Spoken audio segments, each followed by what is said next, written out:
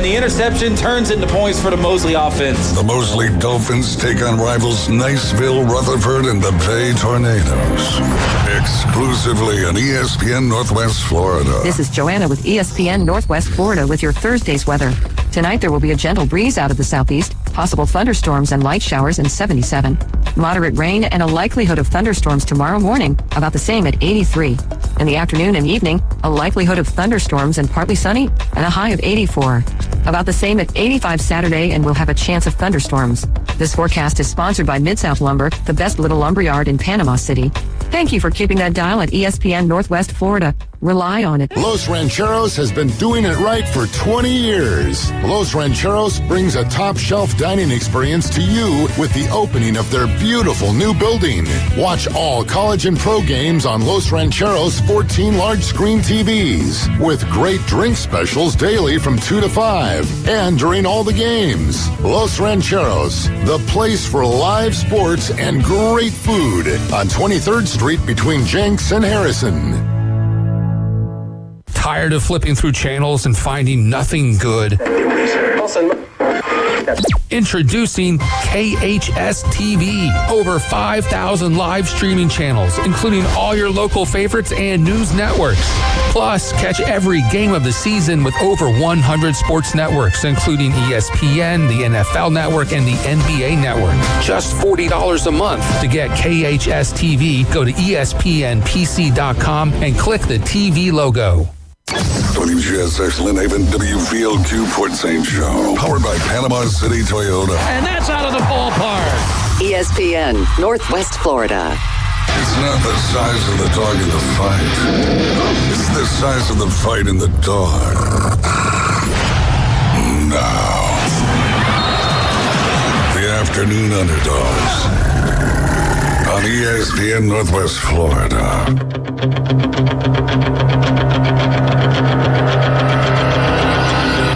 Let it play. And welcome in. We're coming on a little bit early tonight because we've got another fine edition of Thursday Night Football with your Mosley Dolphins taking on Navarre tonight out at what should be a little damp and soggy Tommy Oliver Stadium. But I tell you what, they do a good job keeping that field up. So Brian Haddad in with Coach Andy Siegel and Big Bad James behind the board. Gonna take you all the way up to kickoff out there at Tommy Oliver. David Hayes and Kyle Wright will be on the call tonight as Mosley looks to take it to 4-0 on the season. But we have got a lot of high school football to talk about. Results from last week. Ton of games coming up this week, but Coach Andy Siegel, be remiss if we didn't start with what was unfortunately terrible tragedy last week. Port St. Joe standout Chance Gaynor, unfortunately losing his life, collapsed on the sideline. They were able to revive him. I think a little bit got him over to Bluntstown Hospital, where unfortunately he did lose his life.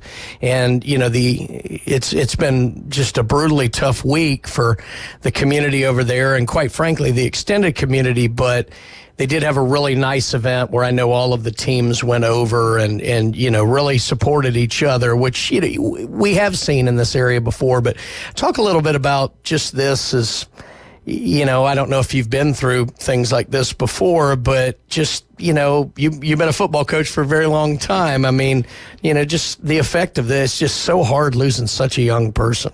Yeah, I mean, first of all, our prayers and wishes go out to the Gaynor family and the Tiger Shark family and really the whole Panhandle football community, because it doesn't just affect them, because now, and now I'm talking more maybe as a parent than a coach. Sure. Now you look at your kid. I mean, I know my wife had this conversation the other day. She goes, is he safe on a football field? And I just looked at her. I said, when it's your time, it's your time. And it's not football, swimming, wrestling, whatever it is. It's just God's will for whatever reason. And, you can't blame a sport for that. And that I hate when people come out of the woodwork with that. Sure. But I mean, I don't want to repeat Jeremy Brown, but thank God I have not had to deal with this directly. That's right. Indirectly, yes, I recruited a kid that had a heart attack and literally died on the field, and it was revived from Lakeland Christian High School years ago. And so, I've indirectly seen something similar. but not, so I really, I've been listening to how Coach Jones has been talking and listening what he says and his words.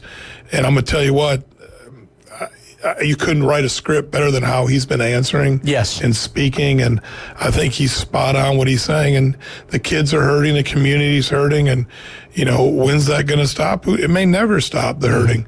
But like he said, we're happy to report and proud to report that the kids want to finish the season for Chance. And again, I didn't know the young man, but just listening to other people that did. And I know my son Bear's got teammates that are related to him, and they were telling me, his character and his upbringing and his makeup, and football was super important to this young man. Yeah. And they said he would want the team to go on. And, so I wish the Tiger Sharks, all the best. I'm not going to say success, just all the best on healing and coming together and finishing the season. Yeah, we talked about it earlier in the week on Coach James Hale's show, and one of the things that I said at that time, and I might have even said it Monday with David, was I really enjoy the fact that I've gotten to learn a lot about him. Yeah. I just hate the way I've had to learn it. Yeah, I wish I would have gotten to know all of that about him, because, phenomenal, young person, was looking to maybe go to Vanderbilt. I know they were recruiting him. I lived in Nashville for a long time. I wasn't smart enough to be a trash man at Vanderbilt. That's impressive. And just, it's always tragic when you lose a life, but when it's somebody so young, it's so much worse, because just you think about everything. The stuff he hasn't gotten to do. That's right. And I've gotten to see. And, and I've been talking the last few weeks about the young men. I keep saying, that St. Joe's got one of the biggest teams. They only have one guy under 200 pounds. And I said, heck, the running back looks like Brandon Jacobs. That's who I was talking about. Chance. So, just a sad situation. And I was impressed with, I think probably 98% of the local football teams all went over there and brought their kids over to, just to support the Tiger Sharks and the Tiger Shark community and the Gainers, to show their respect. And I thought that's more important than any football game right there when I saw that. That was, I went over to Coach Floyd and just told him, I said, man, he's already the top of the mountain to me, just respect-wise. And then when I saw that he'd done that, and of course all the other coaches, most all the other coaches did, that's amazing. Yeah, absolutely right. Their game that was previously scheduled against Bluntstown has been postponed, not canceled, just postponed. We're going to see. I thought the superintendents involved with this were on top of the ball. Sure. There's a lot of people who've shown excellent leadership in very difficult circumstances, and that's been wonderful. You're right. Coach Jones has been just fantastic on this, because there's no playbook for this. I was literally just going to say there's no playbook. There's no coaching clinic that teaches you what to do on this. So you're literally seeing, Tanner Jones speaking from his heart and his soul, and that's the real man that he is. And I've gotten to know him. Obviously, I knew his dad, JD. Sometimes I call him JD, and he gets mad at me, but I'm old. I recruited McCullough when JD was there, and signed a kid out of there when JD was there. So, I just keep thinking he's JD's kid. And one day we went 7-on-7 with him, and he took the time to pull one of my quarterbacks aside and was working with him, because I was busy working with something else. And he didn't have to do that, but. That's Tanner Jones. Tanner Jones is the ultimate human being, and I just say God bless him. Yeah, absolutely right. Well, there are still a lot of efforts out there. I know there was GoFundMe. I know they hit that goal very quickly, but and Centennial Bank, I think. Yeah, Centennial Bank's doing things. If you would like to give, haven't been able to do so check those out, or feel free to reach out to the station. We'll definitely get you connected with that. It's it's going to be a lot of healing needed, and unfortunately a lot of expense and things like this. The community's been great so far, but anything you could do would certainly be helpful to an extended family that's just absolutely in need. So we're obviously, pulling for everybody all the time, but certainly going to be pulling for Port St. Joe going forward. So no easy way to segue out of that, Coach, but we are going to move on. Let's talk about some of the results from last week. Port St. Joe did get past Liberty County in that game as well. But let's look at some of the other scores here, and then I want to get into just some general thoughts on maybe how weather might be affecting some games here. Again. Yeah, exactly. Speaking of that, boy, in a downpour last week, how about Mosley taking it to 3-0? The 50-point barrier was somewhat muted by the downpour, but hey, 35-7 in control, takes down a good Rickards football team. What'd you think about that? I mean, they had an SEC offer defensive lineman, and I think I said last week, Mosley has a Big Ten offered defensive lineman. Yep. So once I think maybe the Big Ten trumped the SEC right there. Coach Hale, don't kill me. But Mosley is built. God, I think they have a saying, Mosley's built different. Yeah. And they really are. They had been able to be pretty balanced. They've been able to throw the ball around. And in that, you can't throw the football. You've got to come downhill. And they've got a line built for that. They got backs that are big backs that can come downhill. And that was really an advantage they had, is their offensive line just leaned on that defensive line, pushed them off the line of scrimmage, opened up big holes, and score took care of itself. Absolutely right. So 3-0 for the Dolphins again. Coverage of them is going to pick up in about 45 minutes here. Kickoff at 7 out at Tommy Oliver tonight versus Navarre. Bay High School finally gets it together, gets a win. Unfortunately, against your North Bay Haven Bucks there, and a kid named Bear. But Bay High School, it good for them because they did need a little confidence going forward and found some offense. 62-0 over North Bay. They found a little offense, didn't they? Oh, my goodness. I don't know if you guys know this week, I have whiplash because that ball was going whip, up and down that field so fast, my neck's kind of cricked. Well, but we've talked about all the weapons they have on the edges for weeks. And literally what we talked about was what happened. Right. They got the big 6'5" Jabari out there at wide receiver. North Bay Haven didn't have anyone that could really match up with him, which I kind of assumed. I thought maybe the safety would roll over the top. I think he actually did at one point. And then Waters, the other wide receiver, oh my God, he's so much faster in person than you think. I mean, he whipped by me so fast. I was like, what was that speeding bullet? And then they got like two more guys that just went flying around. And that left tackle, I guess he's got an offer at USF, the big number 71. And he's a pretty big guy. Unfortunately, someone in my house had to play DN this week, and all 170 pounds of them. And, all those wrestling moves don't I was going to say, it's a wonder he didn't pull out. He did. He got a penalty. He shot it. He did a high crotch and a low single on the guy and then lifted him up and dumped him and got a 15-yard penalty. But the other kid got a 15-yard penalty, and someone didn't appreciate it from Bay, came up behind, got Bear, and Bear lap dropped him. So I thought Bear's about to get a second 15-yarder, but the other kid got it. I was like, whoo. Well, must be a wrestling fan because he didn't call it. Well, it says North Bay Haven 0, so no points for a takedown. It should have been 2.2 takedown, 3-point near foul. It should have been 5 right there. But the guy did get an escape, so it was 1. Oh, there you go. But I mean, Bay was so dynamic. Yeah. Just it's almost like we've been waiting to see that. Yeah, it kind of just boom and exploded. Yeah. And quarterback showed a little. They didn't need to run him a lot, so I think they chose not to. Okay. And I think they really were trying to work on some things. So I kind of kept him in the pocket. He got banged around a little bit. The other quarterback came in, and the drop off maybe just on foot speed, but that kid can throw the football too. The defensive line, that nose guard is massive, and he can change direction. Linebackers played good. I mean, they just were a solid football team that I think is just kind of was waiting, chomping at the bits. Tough loss to Arnold, and then Mosley, and then now here they came out. So I think that's going to build their confidence and go. On the other side, North Bay Haven, they're still trying to find their identity a little bit. And they're just such, I keep saying the same thing every week, but they're such a young football team.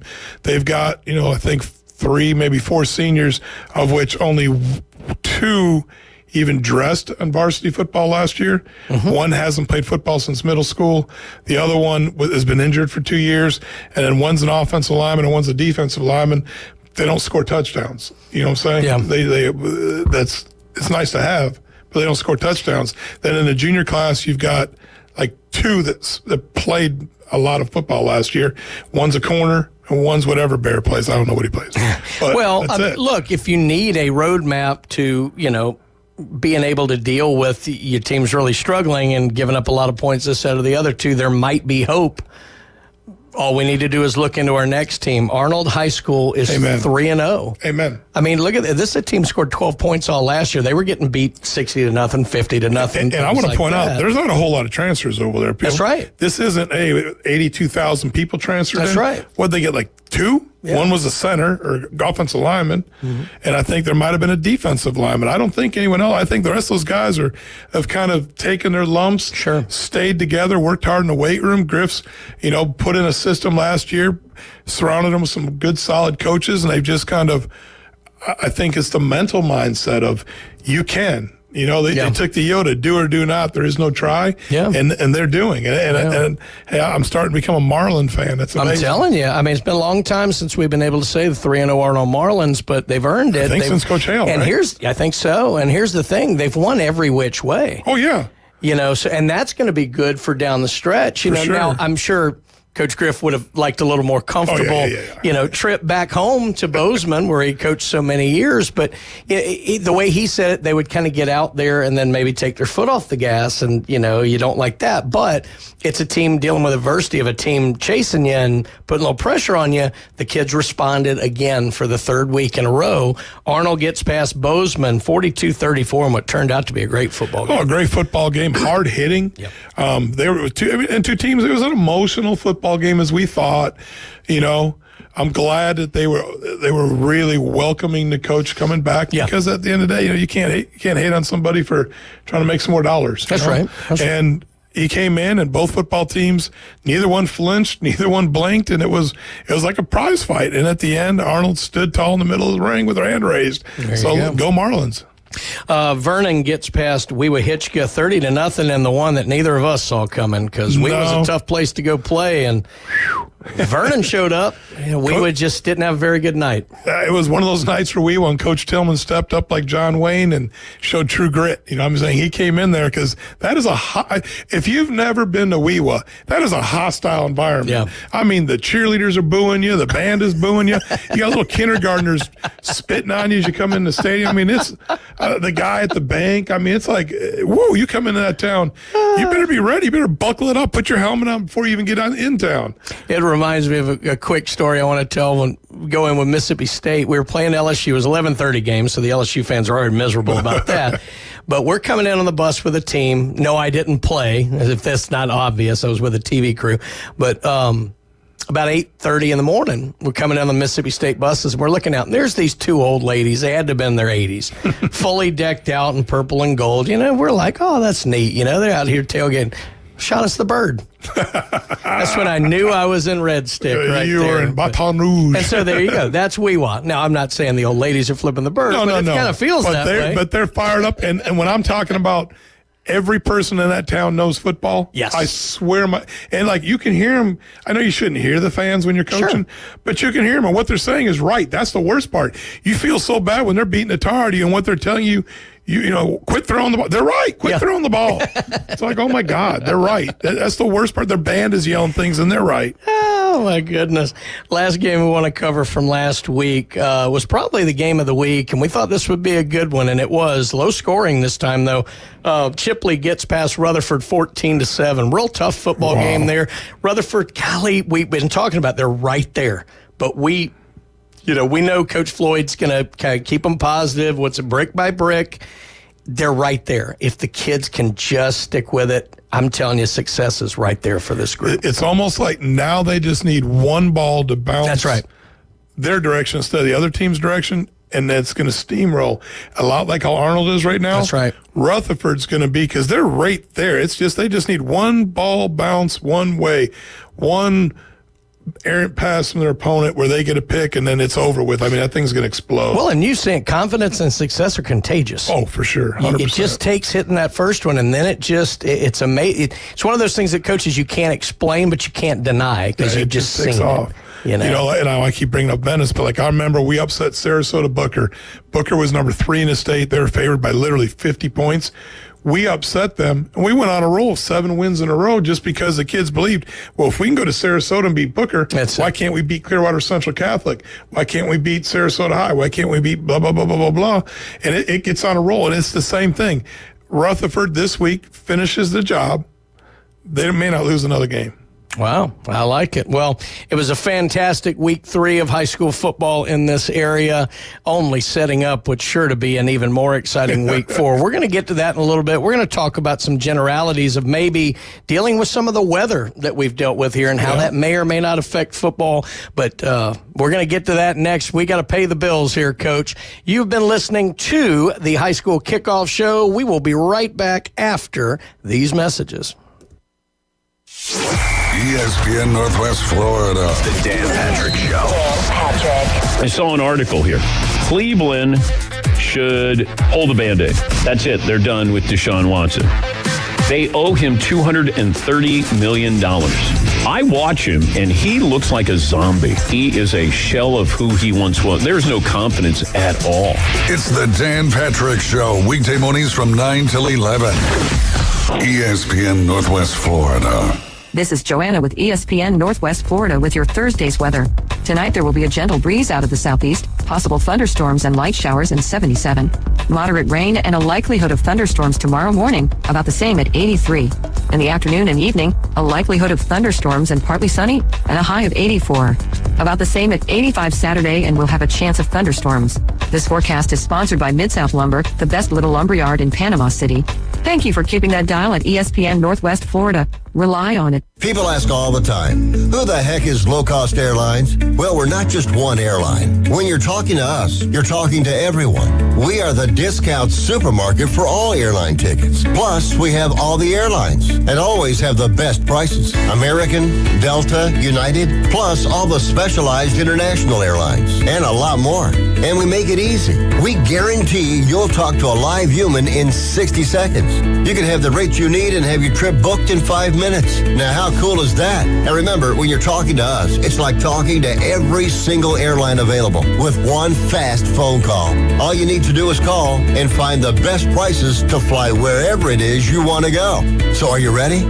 Call Low Cost Airlines right now. 800-708-3092. 800-708-3092. 800-708-3092. That's 800-708-3092. Hot takes, the latest trades, in-depth interviews. That is my reaction. We break it down for you right here. Very big springboard for the rest of my career. The Afternoon Underdogs. That's the problem right there. 104.3 ESPN Northwest Florida. A little Bob Seger on a Thursday never hurt anybody. I was trying to play Name That Tune. Wasn't ready for that one. Oh, man. Now See, there's no way not to hear this and not have a smile on your face. Oh, It's a great song. Great song. You are back here listening to the High School Kickoff Show for the second consecutive week, coming to you on a Thursday because we got Thursday night football out at Tommy Oliver. Kyle and David headed out there now to get set up. Actually, they're probably out there now getting set up for the 7 p.m. kick. Mosley versus Navarre. Mosley trying to take it to 4-0 on the season. But we got a lot of other games and a lot of other things we want to get to before we get to that game here. Coach, what I want to talk to you about, obviously, we've had a little bit of rain dumped on us here. I mean, obviously, last week we dealt with it some during the game. What we've had today has just been a ton of rain over the last 24, 36 hours. And what I'm curious about as a coach, we all know it's harder to throw the ball in the rain. But when you got a waterlogged field, when you got, a lot of wetness like that, how do you as a coach change your game plan maybe? How does it affect even the run game? And what can you do to kind of offset that the best you can? Well, the first part, I heard Tommy Joe this morning on Coach Hale's show. Yeah. He was talking about, how many, I loved it. He said, you got to plan out how many towels you need, how many footballs you need. You got to prepare your ball boys. People don't think about that. If you don't train your ball boys, man, they're going to let that ball sit out there, and now you got a waterlogged wet ball, and you can't snap it, and you can't, because it's not just the throwing, it's that snapping. Especially, are you a shotgun or are you under center? If you're under center, you got a little better chance. If you're in shotgun, it's the same as a pass, just backwards. So you got to watch out for that. Do you have rye seed or dry ball in that bag where the football's in? Do you have a plastic bag holding it so it's not getting to become concrete? I mean, there's all kinds of different things. So it's kind of like when you drop your phone in water, you have to put it in the bag of rice. Exactly. It's kind of the same thing. Except for in football, we use rye seed or dry ball. It's a powder, but the problem with that powder is, it pulls the wetness out. Then you got a fine coat of white powder on Oh, my goodness, yeah. It still slides out. So then what you got to do is take the football wax, rub it on there, then take a horse brush, rub that, and shake it up and get it tacky again. I mean, there's all kinds of little tricks of the trade. So that's why we went to ryegrass seed, because it sucks all the water out and doesn't get on the football, dries it out immediately. Excellent. And I'm giving away all my secrets. But anyways, that's how you do it. But the one thing is, everybody wants to wear those gloves. When the water gets on those gloves, guess what? Those don't work. That's right. So I know one point people went to scuba gloves and all that. I mean, you take the stuff off your hands, use a towel, and catch the football with bare hands when it's wet. You and I were talking before the show came on about this exact topic, and you had a great point. You were talking about, it does change a little bit of the way you run the ball, because like if you're a pitch team, option team where you're pitching the ball, you got the same issues, but also cutting can be difficult. This feels waterlogged and slick and like that. Yeah. How does it change maybe how you have to do things running the football? Okay, so if you're an inside zone team, which means you're going to a general area to the right and you're looking to cut back every play, that makes it hard because you're looking to cut back. So your defense is coming inside out on you. They've got the advantage. Now, as soon as you cut, your foot's going to slide. It might slide an inch. It might slide 3/6 inches. It's still going to slide till your cleats dig, and then you're going to cut underneath. Now the problem is nobody uses mud cleats from back in the 80s, thank you. And because then they would dig in, but you tear up the football field. So about the third quarter, now you got a mud pit. That's right. The good thing is Tommy Oliver Stadium really absorbs it like a sponge. Great surface. So it's I'm not saying it's going to be dry by tonight, but it's going to be very, very, very playable. The good thing, though, is that if you're a downhill football team where you're running a power, you're running the lead, you're running blast, where the running back can get his shoulder square to the line of scrimmage and just come downhill, and maybe it's just a short little cut, but really just go straight ahead, they got the advantage. This is Earl Campbell football. Okay. This isn't Barry Sanders football. It's my best way to explain it. If you've got the kid from Yulee, Derrick Henry, you probably got a better chance than if you've got whoever, one of these little guys running around. Just you want the big guy. You want Brandon Jacobs. You want him. Ironhead Hayward. Ironhead Hayward. This would be his game. Him and the bus would be like in heaven right now. Because they're getting downhill. They're not doing a lot of shake and bake. Passing wise, you can pass in the rain, but you got to remember now, for every 10 yards you throw it down the field, that ball's in the air getting some kind of, even if it's not even raining anymore, it's still getting moisture on it. That's right. So it's still going to be slick. So you've got to then go to a West Coast type offense where it's rhythmic passing. It's catch, throw, hit the hitch, catch, throw, hit the slant. Now, once that ball's hit the ground a couple times and it's been sent back in the game, you got a problem. So you got to have your ball boy. It's got to get that. If you can get the refs to work with you, which good luck. You've got, I'm not coaching more. Yeah, good luck. You guys were terrible with that. Letting us switch balls anymore. You should be able to switch at every play. I remember when Bear was our ball boy, the ref and him were getting in a shouting match. Well, that's what I was going to ask you is how often can you switch it? There is no set rule. Right. It's what they want to let you do. Sure. And they were trying to, one time, it was pretty wet. They were trying to hold us to like once every 7 plays. And I was like, Bear, I don't care what that man says. You run that ball out there. And all of a sudden, the ref's yelling at him. He's yelling at the ref. I'm about to get a penalty. And I'm like, he don't make the rules. Let's go. So, you got to switch it as much as they'll let you switch it. Did you find in coaching, like it probably more so the way it was last week where it was raining during the game? Yeah, that's hardest. But did you find that you might be able to catch a defense sleeping thinking they can cheat up now because, they're not going to throw the ball now, and then you just pick that moment where you can just dump, maybe just like a little go route or a little wheel or something. You plan it out like that ball just got brought in. Yeah. That's right now. You hit a pop pass or hit a little hitch and go, just a little something, because one, the DB's got to make those moves too on that same muck. You got to remember that too. It's always easier to cut when you know where you're cutting. Absolutely. Right. So if you're going to do it, it's got to be a double move. It can't just be go route because the DB can run with you. Okay. And if you run a slant and go, you run a chair, which is an out and up. Right. You run a little stagger, which is shake, shake, shake and go, a shake and go. You got a shot because that double move, you're making that defense move twice. Yeah. Now you know where you're going. They're not 100% sure where you're going. You've got a shot, and you've got that dry ball for about one play. Yeah. Now, like I remember back again going to Venice, we played Sarasota High Sailors. This is for a district title. It's a monsoon. I mean, you can't see from me to you. It's that bad. Yeah. And we got the ball first, so the very first play of the game. That's a dry ball. I called a pop pass touchdown to Rich Carroll, tight end. He ran down the field, scored. That was the last pass of the game. And the rest of the game, it looked like a rugby match in the middle of the field. We got one that got down there off of a trap because the defensive lineman slid on the mud. Yeah. We got another one in, and it was a 14-7 ball game, set, match. And it was because we took the one shot you got when it was a dry ball. So you've got to really plan that out of where are you? Like if you're in the 3-yard line, you got a dry ball that didn't help you any. That's right. You need it where you can at least throw it a little bit, or unless you can do a halfback pass down there, which is the greatest play in football. That's interesting. It's such a, I mean, football is such a chess match anyway. Well, speaking of that, let's talk about not so much what you do on game day, but what you do during the week. All right, so we're 3 games in. You've seen a lot of your team. You've seen a lot of what works, what doesn't, where your strengths are, where your weaknesses are. And where I'm curious, I didn't coach football, but I coached other things. I always love picking coaches' brains. How does what you do in practice change? Obviously, in the off season, you're dealing with young kids. We're not dealing with seasoned professionals at this point. So there's a lot of fundamental, a lot of football growth, a lot of football IQ stuff you're doing. Obviously, a lot of weight room stuff, things like that.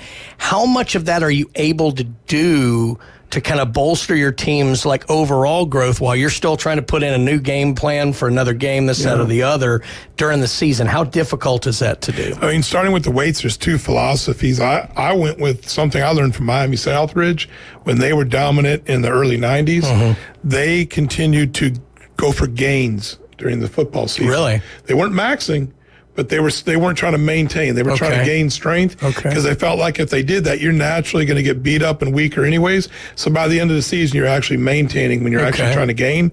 So that's what we did, and I felt like it really gave us an advantage.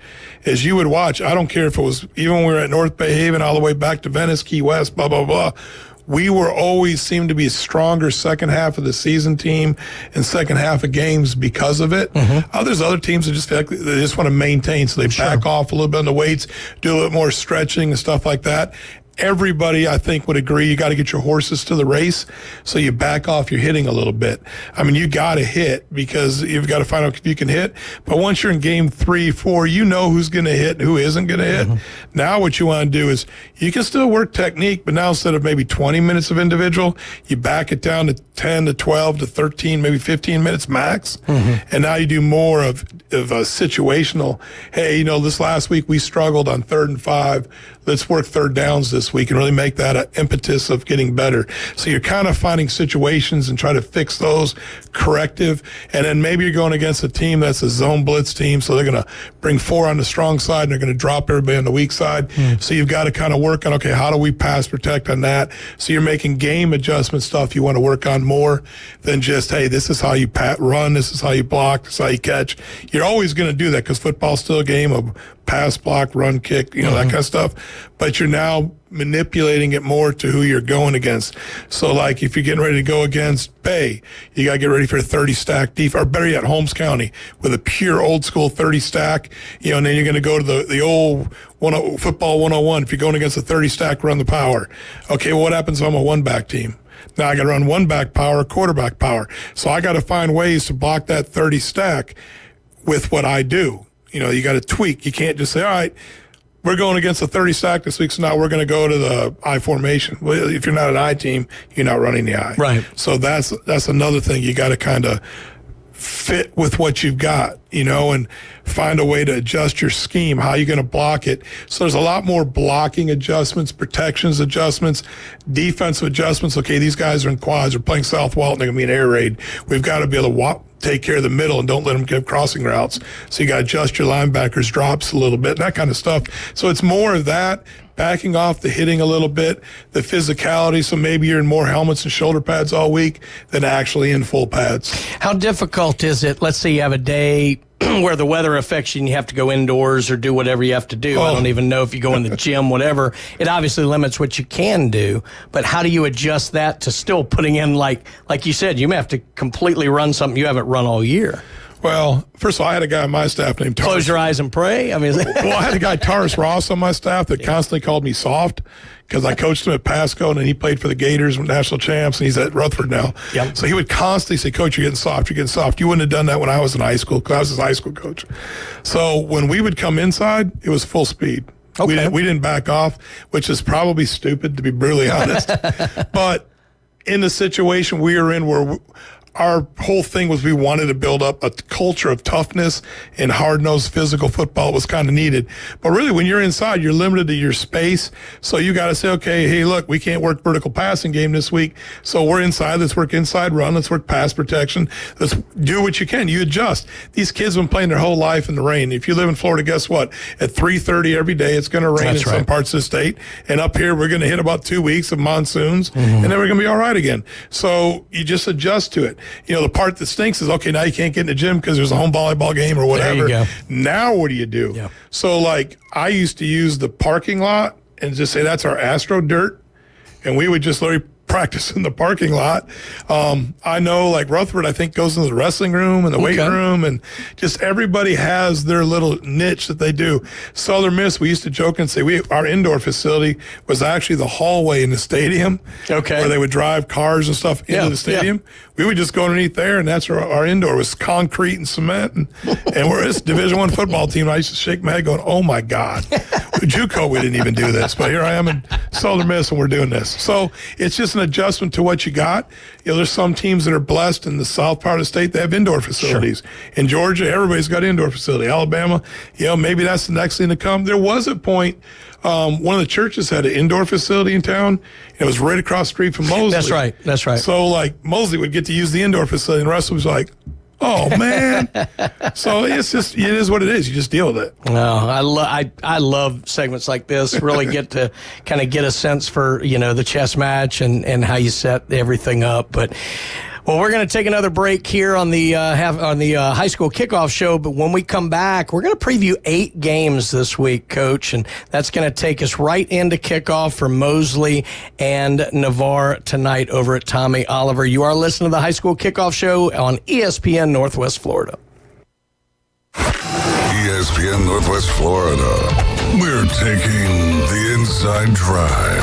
I follow a lot of soccer and basketball on Instagram, and you have some of these NBA players that are like, whoa, man, the Europeans, they're working on fundamentals at a young age, where we're just going to tournaments and playing these games. They're really learning the game inside out before they start. Join Ryan Mulvey. Thank you very little. Middays 11 to 1 on ESPN Northwest Florida. 1, 2. I'm in love with a man named Rudy. I'm okay with that. He knows exactly what I want. Keeps me coming back. Cooks breakfast, lunch, and dinner for me. Does the dishes too. I'm in love with a man named Rudy. Last name Barbecue. It sure is easy to fall in love with Rudy's tasty oak smoked barbecue. Next in line. You owe the IRS back taxes, and dealing with the IRS stresses you out. Fortunately, IRS Problem Relief can help you resolve back taxes and represent you to the IRS so you don't have to face them alone. Last year, IRS Problem Relief saved clients drowning in tax debt, and IRS Problem Relief is a local company right here in Panama City, not some 800 number where you can never talk to the same person twice. Put those problems behind you so you can focus on moving forward.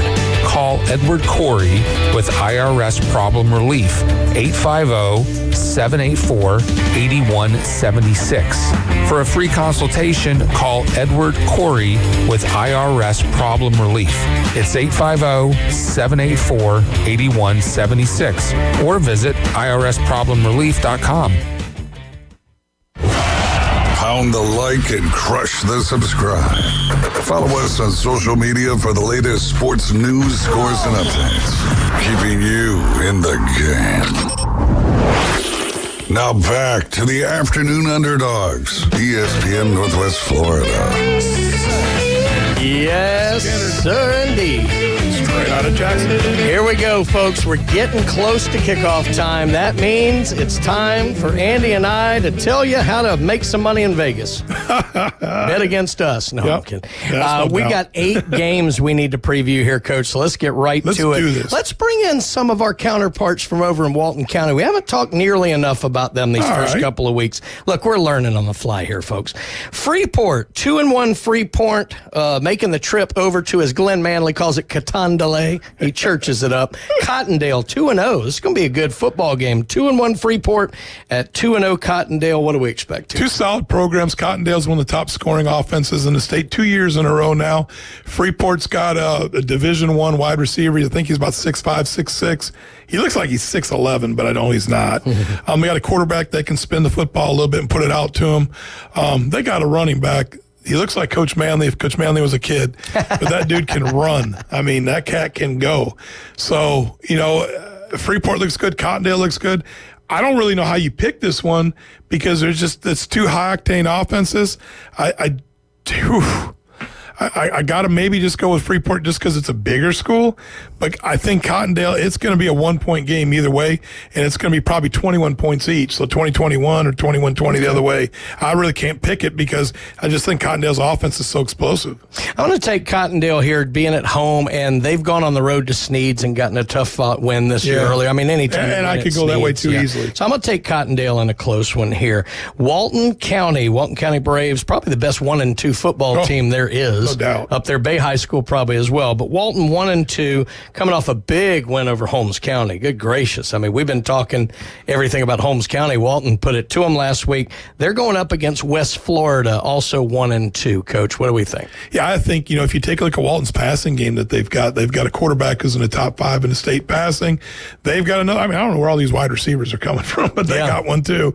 So I think because they can throw the football and control it on defense, I'm definitely going with Walton. They've got some big defensive linemen.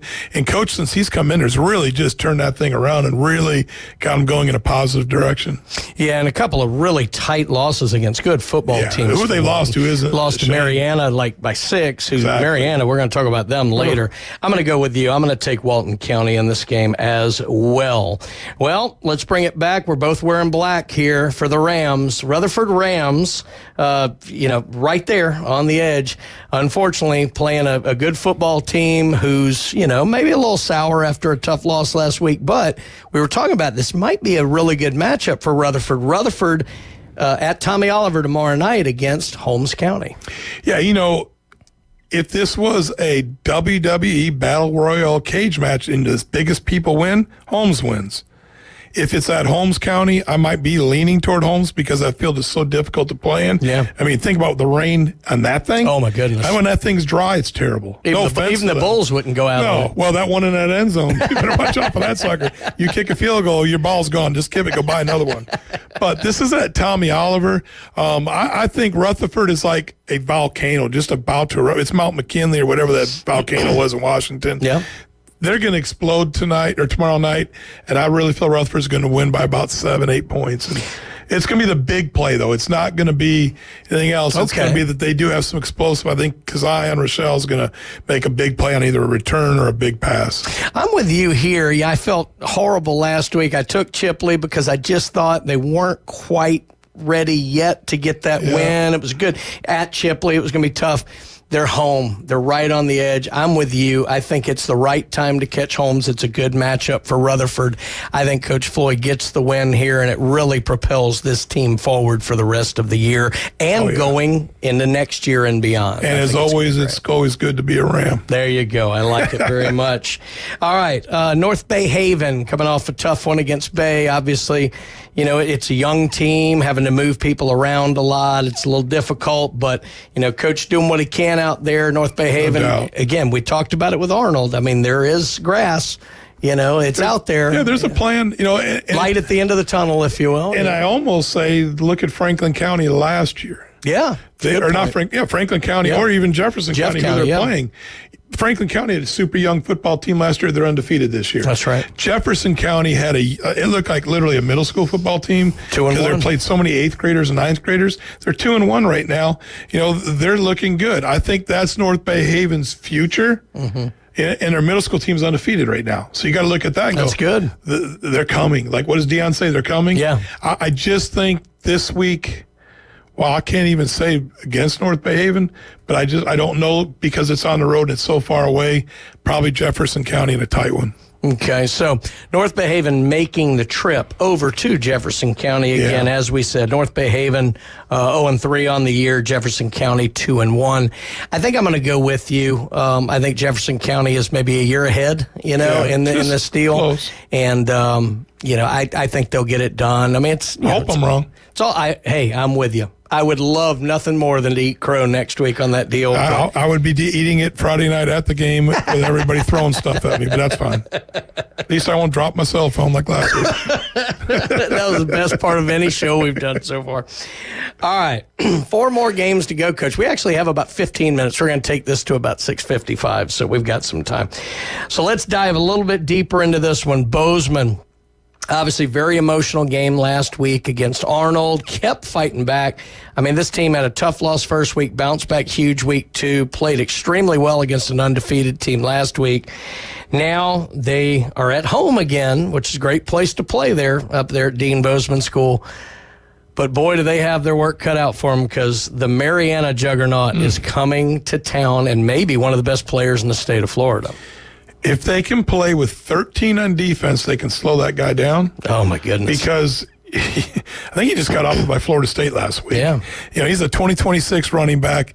And, when you look at him, his muscles, they got 4 muscles on top of his muscles. That guy, if I look like him, I'd be his muscles have muscles. Oh, my God. He's unbelievable looking. And what a nice kid. I heard him talking. Yeah. Tremendous kid. I just think Mariana might have just a hair too many weapons for Bozeman, but I think Bozeman's got enough fight to stay in the game. It's not going to be a blowout by any means, but I think Mariana's going to win by probably 7 to 10 points. See, Mariana, so here's where Mariana has done this. They started against Walton County, real tight football game, 50-44 in a shootout. Since then, they beat Liberty County 35-0. They beat McClay 39-7. Right. It's a good football team. We know they're tough up in Mariana. We've known and that this is a years. district game, too. Remember that. That's right. And now this year, that's a district game. That certainly matters. I was looking to see if I could get some stats here. Amari Clemens is only averaging 242 yards a game on the ground. So, so he's not doing very much. Oh, by the way, he's also second on the team in receiving yards per game. He's got 11 touchdowns. In 3 games. I know. He's a good one. So I'm with you. I think it may be just a little bit too much for Bozeman, with Mariana coming in. But I'm with you, too. This team does not roll over. Bozeman will not get blown out by anybody. They play every No, and because, again, it's a district game in a new district for them, they are going to come out sky high and try to defend the home turf. I just think that guy's got an S on his chest with a red cape underneath his pads, and I just don't know. All right. Again, I love saying it. I still can't believe I'm saying it, but I love it. The 3-0 undefeated Arnold Marlins. Okay, I've lived on Panama City Beach since January of 2009. They're my adopted high school. Arnold Marlins 3-0 taking on an 0-2 football team that's not going to play like an 0-2 football team. Coach Tisa's going to have South Walton ready. What are we expecting this? This is going to be at Gavlac, so Arnold going to have the home field advantage, but tough football game coming. Extremely tough game in South Walton, travels well, and that's not very far for them. That's right. So, that's almost a backyard brawl right there. Coach Tisa is one of the best in my opinion, in-game adjustments. The guy, because football's a chess match, and you've got to be like a master just to hang with him. I'm not talking about beating him, just to hang move on move, because he has so many things he can do out of his air raid. He's not an atypical air raid. Okay, we're going to throw it every down. Here comes shallow, comes mesh. Here comes go, here comes stick. I mean, all of a sudden, next thing you know, you start bringing pressure. Here comes speed option off of it, and you just don't see that happening. And those kids come up through that system from Little League football. They're all running the same same offense, the same defense. So it's ingrained by the time they get up there. This is going to be a good football game, but sometimes, do you believe in miracles? I think it's 4-0. I think they believe. I remember I said last week, first they hope to win, then they kind of want to win, now they expect to win. And when you're expecting to win, that's a dangerous animal. And I think South Walton is a wounded animal wanting to take it out on somebody. But like they say on game day, not so fast. It's Arnold Marlins this week. So it's interesting looking at South Walton now. They play tough teams. I'm going to do the really dangerous thing of assuming Max Prep's schedule is correct here. Oops. There's a couple of things that are intriguing about looking at what South Walton's done. They've lost 2 football games by a combined 6 points. Yep. 20-16 loss at Gulf Breeze. That's a tough place to play. Big school. And a 9-7 loss at Fort Walton Beach. Another one. That's right. But according to this, and I apologize if I'm wrong, but this is what I got on Max Preps, they're coming off a week off. That may be the best thing in the world for these guys. So this is going to be a really tough one. Let me ask you one more thing, because I'm curious about this, just your coaching hat here. You got a team that, has not had any success for a while. Now they've won every different way. As a coach, how do you build on the excitement and the confidence that's growing of winning while still trying to check your kids to make sure their head doesn't get a little too big for that helmet? You invent things that they did wrong. Okay. I mean, dead serious. Yeah. Because, again, it was the same thing. I keep going back to Venice, but Arnold and Venice are so similar in the rebuild that we started winning in Venice, and I would invent stuff. We can't get a first down on the left hash of the field, or our third down package is terrible, or we're this and this and that. And you make them think, God, we're not as good as we think. It draws their focus. You lock them in on focus on one thing and just say, hey, South Walton's got it all over the bulletin board. They're going to kick your butt. And you put some fake bulletin board stuff up. I mean, you got to do what you got to do. You got to put some rat poison in there and get them going. And that's what it takes, because when a team's 1 year through the Mosleys, the people that they expect to win every week, they know how to handle success. When you haven't had a lot of success, you got to invent ways to make them think they're not really having success while not messing with their confidence. It's a fine line, because you want them to walk in confident, but you don't want them to walk in Mike Tyson versus Buster Douglas and get knocked out on their face. Yeah. So you've got to be careful with that. So you invent things. You say, we can't pass protect. We've given up these many hurries. And you can invent hurries. You can manipulate that. Yeah. Or we've had this many missed blocks. So put it on the offensive line, because they take stuff personally anyways. The big fellas always have thin skin. So blame them. And then the next thing you know, when they get playing, it all takes care of itself. I love it. So you got Arnold here? Yeah, close though. Very close. I think I'm with you. I think I'm going to take Arnold in a very close one. I also think this is going to end up being, it may not be 8-7, but I think it's going to be more in the 17-14 kind of range. It's under I think it's 20 going to be lower points. scoring. Under 20, but it's going to be a hard-hitting game. And what's going to come down to is missed kicks. Yeah. Mark my words. Somebody misses a kick, that's going to be the game. And we talked about this earlier, I like that Arnold has won many different ways so far. For sure, and they've won the tight one like versus Bay. That's right. All right, 2 games to go, Coach. Bay High School, Coach Jeremy Brown getting the big win last week for his squad. They're now 1-2 on the year. They've got one of the toughest schedules in the state this year, though. They do have, they're making the trip east or west. West. Yeah, I don't have my directions right. Making the trip west over to Escambia, who's 1-1 on the year. Do we kind of get a little winning streak going here for Bay, or are they in for a tough night? One, that's not an easy team they're playing. They've got Niceville's quarterback over there. They got a 3 or 4-star wide receiver over there. So I think just athlete to athlete, it's even right down the pipe. Okay. I think the quarterback at Escambia might just be a little bit more polished than the Bay kid. I think the Bay kid's a heck of an athlete and can do some things. A little bit shorter guy, whereas Escambia's quarterback's a little bit bigger guy. But, Bay High's got a nice line in there. I really think it's going to come down to line of scrimmage. You worry about that trip all the way out to Pensacola, and then you worry about the fact that that's closer to where the hurricane did come in. That's true. So they've got a lot more rain than we've gotten over there. So what's the surface over there? So now it comes down to which team can run the ball better. I know Bay can run it pretty good. There's a guy named Emmett Smith that went to Escambia. I was going to say, the one good thing is Emmett's not there anymore. He ain't there anymore. And Dwight Thomas ain't calling that ISO with him coming downhill, number 22 in the backfield there. But I really think it's going to be a close game. Just being a homer, I'm going to have to take Bay by 1. If you look at a team, you love seeing that their last game before they play you was at Niceville. Yeah. The problem with that is Escambia had a week off. And they healed. And so they were able to heal on that. So I don't know that gives any edge. Escambia's got a win over West Florida. They've got a loss at Niceville. Okay. The week off kind of negates that. I'm going to take Bay. I think the confidence you gain, even though it is different, competition, no knock on North Bay, but it's a different competition you're playing.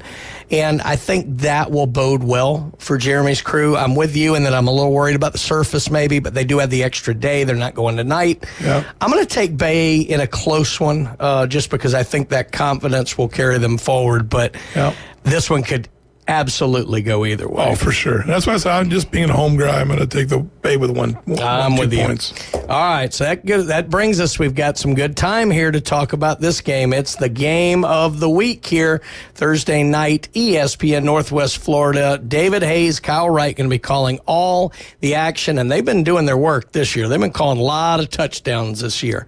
We've had over 50 points twice, and then in a monsoon, we got 35. The offense is going, but I don't know that we're talking enough about Mosley's defensive efforts this year, Coach. Yeah, I mean, here's the thing. You can score all the points in the game, but if you're not holding people on defense, that's right. You got issues. I got to watch a little bit of film of Wyatt Fleming and their inside linebackers this week. Holy cow, he reminds me of Zach Thomas. Wow. I mean, he is running around like a little Tasmanian devil and just decleating people. And, I've known Wyatt since he was a little runt, you know what I'm saying? Yeah. And he is just out there lighting people up to the point where I literally said, "Hey, Bear, let me show you how you're supposed to tackle people." I said, "I know that's your buddy and you guys were teammates all through middle school playing linebacker together, but that is how you tackle people right there." Was Wyatt the Fleming that had the injury? No, that was Isaac. Okay, I was going to say, I knew one of the Flemings had I couldn't remember because Isaac's older. They both play linebacker. Yeah, well, that's what I was thinking, but that injury was scary. Yeah, that was versus Jay. And to this day, because when you were talking about does it ever happen? No, but that one shook me to my core. Yeah, that was scary. Just looking at his face and all that and what happened. And, I don't even want to talk about it because that was just scary. But, Wyatt is literally like a little Zach Thomas running around there. I love it. You watch him run with a little puffy chest and his arms and boom, he hits people. And then Raiden over there at defensive end is just, he's an issue. You've got to account for him. Where is he? Yeah. Because your tackle can't probably block him one-on-one. So now the problem is if you do, they start bringing the kid that Mississippi State offered who's a DB who also plays like an outside linebacker hybrid, and he can come. And Coach Killitz, he's like a mad scientist because he'll sit in that 30 stack and start bringing fire from the outsides, fire from the insides. And then when you start adjusting, he gets in an even front and starts running his even package, which I almost called it what he calls it. See, Killitz, I'm not going to rat you out and tell him the name you use for that of an SEC team, just so you think I didn't forget it. There you go. I know what you call it because he coached for me. So they get into that front. Now you got an issue. Then he gets in that double eagle, bear 4-6 look. I mean, it's so many different fronts. The back end doesn't stay much, but your quarterback is messed in the head because he's seeing so many different fronts. Where's it coming from? That's an issue. We're talking about Arnold here having to make sure the heads are in the right place. I remember 2-3 years ago, Mosley was kind of on a little early season run. I think it was the second year Coach Whitten was there. And I don't know if it was Navarre then. It seems like it was to me. It may have been a different game, but everybody was kind of, Mosley was high powered, and then a team kind of jumped up on him, and it really kind of set things reeling. If you're Coach Whitten, how do you make sure, again, keeping your team focused? Because look, they're hearing us. They're hearing all, everybody talk about they're probably the team in Bay County. How do you keep them focused like that? Is it nice to have a team from outside the area come in? Yeah, I think that's one because, if there's a knock ever on Mosley, it's, they can dominate the in-county teams. So when the out-of-county teams come in, that's why last year when it was at Niceville, I think they beat, that was a huge, huge win because they said, okay, well, there you go. That shuts you guys up on that. These kids have been around him. I think this is Coach's fourth year. I think that's right. So these guys have come up through his system. They know his expectations. He is not allowing them. They don't back off. They're still keeping the same work ethic. The other thing is his leaders are his extension on the field. Yeah. His team captains. So, that offensive line, Logan McAllister is going to keep those guys straight. The defensive line, Braden's going to keep them straight. Sammy's going to keep everybody straight at quarterback. So those are other extensions of him. And because of that, that's a team that's experienced enough with senior leadership because they got a lot of seniors. I just don't see them slipping and losing focus. Could they lose a game? Of course they could. Mm-hmm. But it's not going to be from lack of focus. And to be fair, and this is no knock on Navarre, they've been a tremendous program for a very long time here. This isn't the same Navarre this year as it has been. No. Their 2 losses this year have been blowout losses. They haven't scored yet this year. That being said, this is another team coming off a week off. So they have had extra time to work on things. I'm with you, Coach. I think Mosley takes care of business in this one. I think if there's a trap, it's further down the line in the schedule here. But I think Mosley, if I'm Coach Whidden, I want to find something else that we did really well in this game that we haven't done well before. Yeah. So maybe, we were throwing the ball really good this game. Maybe we ran this really good, but somebody step up. Maybe we're hitting the tight end better this game. Maybe we're doing something different. Maybe Sammy does some stuff with his legs this game that we don't expect, but just something like that to where you can say, there's another thing to put in our cap for later in the year. So I'm with you. I think Mosley probably takes this one fairly comfortably, 17 to 20 point victory. I agree. In the game here. And hopefully, all the staff who does such a good job with that field, it'll be. I don't think it's going to be a 42-point win like they've been doing, but they're going to put up some good points. Defense is going to hold. I think this is a week their special teams really take that next step up. It's kind of their turn. Outstanding. Well, that's going to do it for another show for us here, Coach. We're kind of getting not as bad as we were when we started this. We're slowly improving. We're like Arnold. We're stepping up. Guys, great games tonight, tomorrow night. When we come back from the break, we're going to take you out to Tommy Oliver for David and Kyle and the Mosley Dolphins.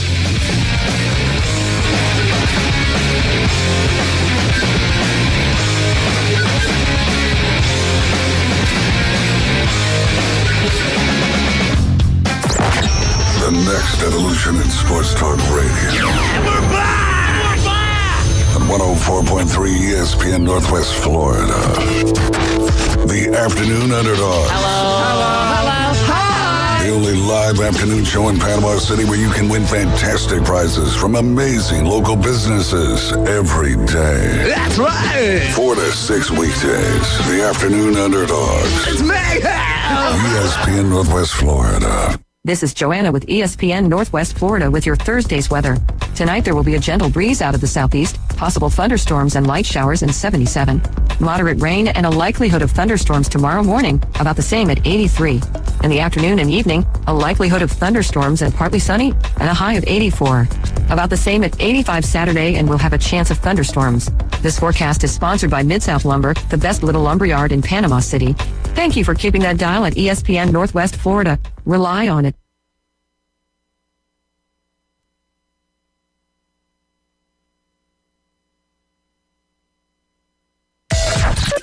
WPLQ Port St. Joe, WGSX Haven, powered by Panama City Toyota. ESPN Northwest Florida. Panama City Toyota and Orthopedic Associates presents Mosley Dolphins football on 104.3 and 101.9 and the ESPN Northwest Florida app. Mosley Dolphins football is sponsored by Panama City Toyota, Orthopedic Specialists, and Chapman Wealth Management.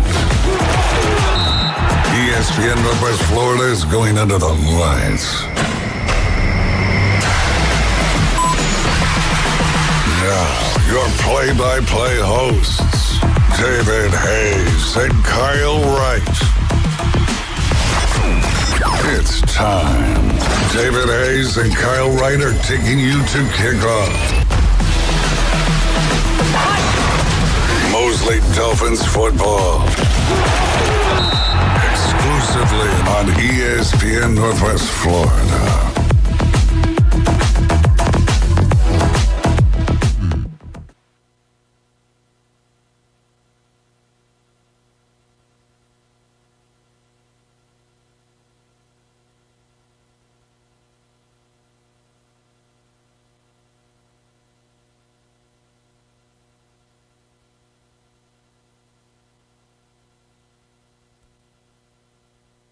Hello, this is Rick Vossen with RV of Panama City, your local Stormore portable building dealer, located at 2241 East Baldwin Road.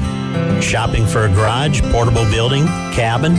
We build them anywhere from 8 to 16 foot wide, 10 feet to 60 feet long. We can do insulation, electricity, transom dormers, thermal windows. Come, let's customize a building together. Rick Vossen, Stormore Portable Building Dealer, Panama City. At Brock Lawn and Pest Control, we're proud to be awarded the distinction of being Quality Pro certified. Our technicians have passed rigorous training in eco-friendly application and prevention of pest treatments. Part of the program is the practice of integrated pest management. IPM's goal is to prevent pests from ever entering your home. It includes inspection, prevention, education, and, when necessary, application. We're proud to be Quality Pro certified. Brock Lawn and Pest Control, the standard and level of trust. WPLQ Port St. Joe, WGSX Lynn, powered by Panama City Toyota. ESPN Northwest Florida. Panama City Toyota and Orthopedic Associates presents Mosley Dolphins football on 104.3 and 101.9 and the ESPN Northwest Florida app. Mosley Dolphins football is sponsored by Panama City Toyota, orthopedic specialists, and Chapman Wealth Management. ESPN Northwest Florida is going under the lights. Now, your play-by-play hosts, David Hayes and Kyle Wright. It's time. David Hayes and Kyle Wright are taking you to kickoff. Mosley Dolphins football. Exclusively on ESPN Northwest Florida.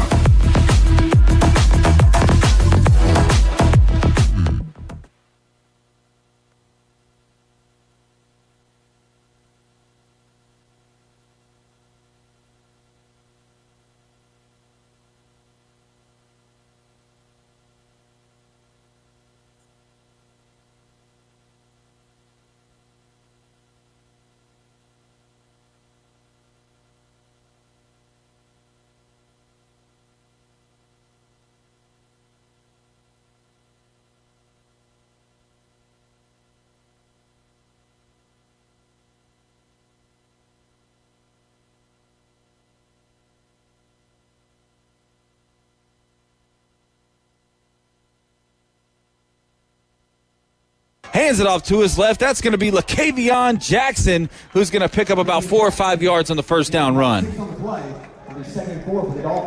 And we're back. Yeah, there we go. Good. We've been on YouTube the whole entire time, but we are on the radio now. Little technical difficulties there, but we soared through it. And big shout out there to Kyle Wright for holding down the fort as he always does. And here we are at the 42-yard line, 9:40 remaining in the first quarter. Tie ball game. Mosley on their first offensive drive of the evening. Adam Land and Raiden Bruin shift to the right side, going further outside to bunch up 3 wide receivers on the right side of the line. It's going to be a quick screen out to the jack of all trades, Jack Massey. He's got a little bit of room, and he'll go down just after the 30-yard line for a Dolphins first down. And I did hear from some of our listeners that we need to incorporate the dolphin noise a little bit more. Oh, okay. Not my dolphin noise, because I got made fun of a lot for that one as well. I will pull up that link tonight. We'll have a little bit of fun up here in the booth. Let's do it. I'll pull up the dolphin noise. Dolphin sound effect on YouTube. Every score for the Mosley Dolphins tonight will play the dolphin. Every score. Let's go. As Sam Freitas under center here. Jack Massey from the left to the right in motion. It's going to be a give to the left side, and Chisholm's going to go just beyond the 25-yard line. 8:50 remains here in the first quarter. And we've got to get to our sponsors here, my man. Let's pay some bills. Big shout out to Bill Kramer, GM, Kramer Marine and Outdoor as well. They have 2 beautiful vehicles outside as you walk into Tommy Oliver Stadium this evening. And we can't forget where relationships are born. Where is that, Kyle? Panama City Toyota. And orthopedic specialists. What do? get you back in the game. And by Chapman Wealth Management, keeping you financially fit since he created the business. Only thing we're missing is an official chicken sponsor. There we go. That's Slim Chickens, ladies and gentlemen. Sam Freitas all alone, and he is looking for Jack Massey over the middle. Might be too strong, but look. I think Carson Griffin may have touched his toes into the back of the end zone. Oh! They're calling it incomplete, man. My goodness gracious. I think if you had a booth review, they might want to take another look at that, but unfortunately, high school football, you don't have a replay booth unless they're going to send it up here to us. But I thought it was a good toe tap into the end zone from Carson Griffin. 8:04 Regardless. remains. Yeah, no, I'm right there with you. I would love to see a replay of that. So if you're watching on YouTube, tell us what you think. 850-215-6290 is also the number that you could text and get a shout-out this evening. 8:04, tie ball game here from Tommy Oliver Stadium.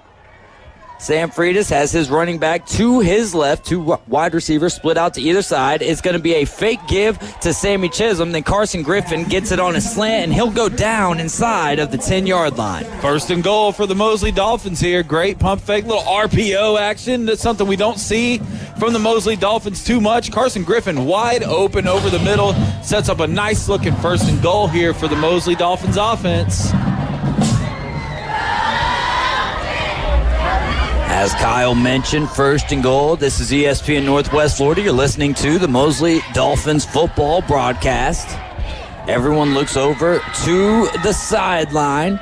Sam Chisholm on the right of Sam Freitas. It's going to be a give. It's up the middle. He works his way up the middle, and he'll gain about 5. About 4 on the play. It'll be second and goal for the Dolphins. Beautiful night for football. Ended up being a beautiful day after old Francine kind of made her impact known here in Bay County earlier. A really nasty start to the day. Hope everybody had a great start to their day. I did. Yeah, I cannot say the same. Yes, and I hate to hear that. As Sammy Chisholm is going to waltz in to the end zone for a Dolphins touchdown. It is 6-0, the good guys, as we get ready for the extra point here. But Kyle, after the extra point, instead of us taking a little commercial break, I want you to dive in a little bit deeper into the situation from last night. I hate to be like, yeah, I had a good night, because I definitely forgot there for a split second what your morning was like. Both of us were on fire, but one not as good as the other. My goodness. And go 2-point conversion. Hands in the air. That 2-point conversion is good. The score 8-0 here from Tommy Oliver Stadium. But yes, last night, not a great situation for Angelina's, which is a very popular pasta restaurant, Italian restaurant there off of 30A. You've been working there for quite some time. Yep.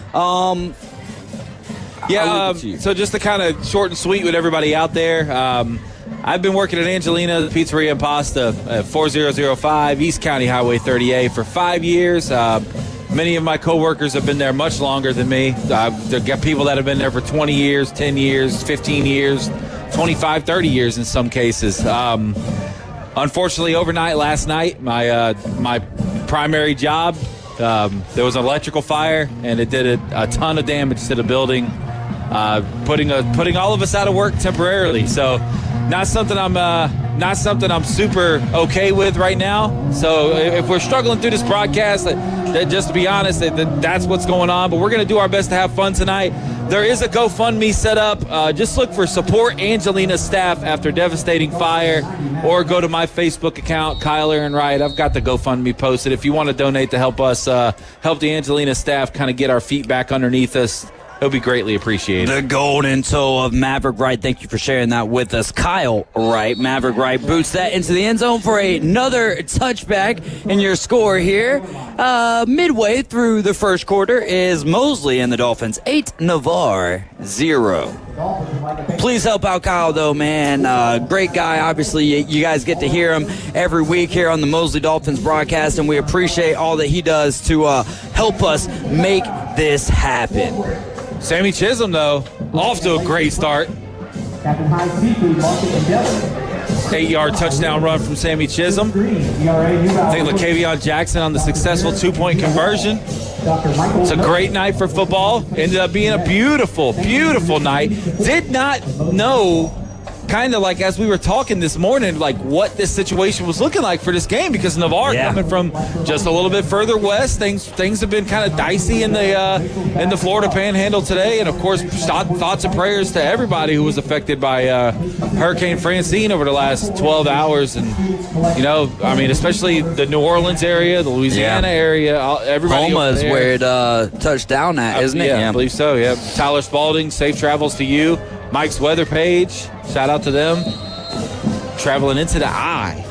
6:44 here. Navarre's going to take over for their first offensive possession of the evening, and it is going to be a run as they look for their first point of the 2024 football season. I had the opportunity of riding the elevator with one of the Mosley coaches, and he said, it's been a tough start to the season for Navarre. Not that they're a bad football team at all, but when you get the draw of Pensacola Catholic and then Choctaw, it's, that's a tough start to the season, and then you get a third powerhouse in a row in the Mosley Dolphins and the Mosley Dolphin broadcast team. Listen, Mosley ran into the buzzsaw that's Choctaw last year late in the season. That's a tough way to open the schedule. And they're going to roll out to the right, and that'll be outside of the outstretched arms of the tight end there. Incomplete to bring up 3rd and 10 here. 6 minutes remaining in the first quarter. Mosley leading 8-0. Good opportunity for Mosley to get off the field kind of early here. Get that red hot offense, or would you say like Dolphin hot offense? Green hot, right? Water green hot? I don't know. Me and the word hot, not really hand in hand tonight. Golly, sometimes. Love you, Kyle. I believe in coping through laughter, brother. I just think, obviously. Red hot humor? The situation is terrible, but you got to cope, man. Humor is how you get it done.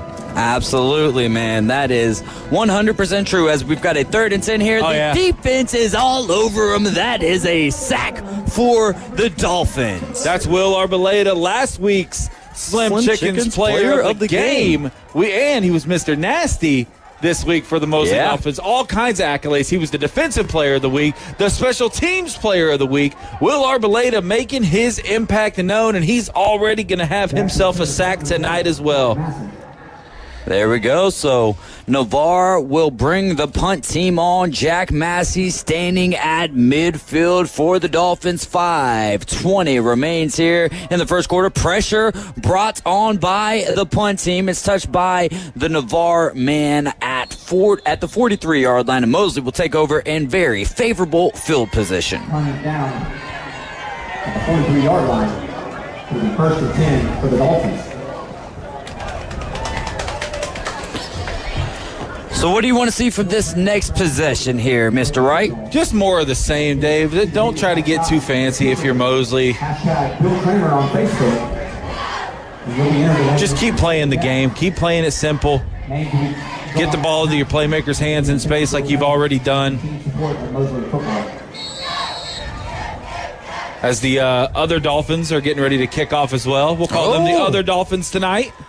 The ODs. Any score updates for the Miami Dolphins and the Buffalo Bills would be greatly appreciated. Yeah, absolutely. All right, here comes Sam Freitas. He's going to fake the give to Sammy Chisholm. Looking deep. He's going to the middle of the field for Carson Griffin, and just a little bit too strong there to fall incomplete and bring up 2nd and 10. Favorable field position here for the Dolphins. Carson Griffin still running. He's almost at People's First. Well, what formerly known as People's First in TGI Fridays. My goodness, man. That would be 23rd Street, yeah. He is he's just now making his way back to the other side of the track. I think he got an Uber to get him back. Well, he's technically on the field right now, so he doesn't want to take another step that way. All right, here we go. 2nd down. 2nd down here is going to be a give to the left side for Sammy Chisholm. Hole opens up. He fights off a couple of tacklers, and he'll go down after a nice gain there to split the sticks, but flag flies. A little bit of laundry. Probably going to get a little hold here. Back this thing up a few yards. Waiting on the call. Doing the run. Got a 5-minute face mask penalty. Oh, a face mask. Nice. That'll All right. help him out right there. Automatic first for the Mosley Dolphins. 5 minutes remains here in this first quarter. The score, Mosley 8, Navarre 0. Ball at the 31-yard line, 1st and 10. Sam Chisholm to the right of Sam Freitas. 2 wide receivers split out to either side of the offensive line. It's going to be a give to Chisholm. He motors his way up the middle and powers to the 26-yard line. Nice picking up a little more than half of it right there, Dave. Sammy Chisholm. We were a little worried about Sammy in the first, between the kickoff classic and the first game. He had some fumble issues, but ever since then, man, that dude's been running the ball like he's about double the size that he's listed at. And he's been absolutely impressive. And he's a little bowling ball coming through that line. Another snap here. Handoff. Going to get a few more of them. Going to set up a 3rd and pretty short here for Mosley. I like how we're kind of having to go back and forth a little bit, making sure you're checking on sound. And That's good for a Mosley. that's the bad thing about not doing the show.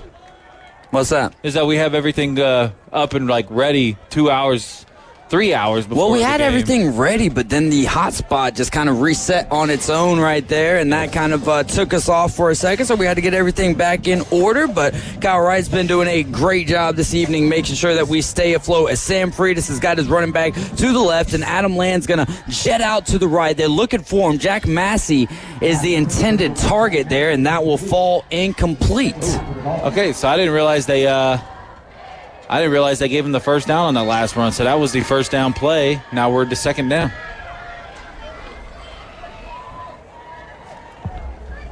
.341 remains here in the first quarter.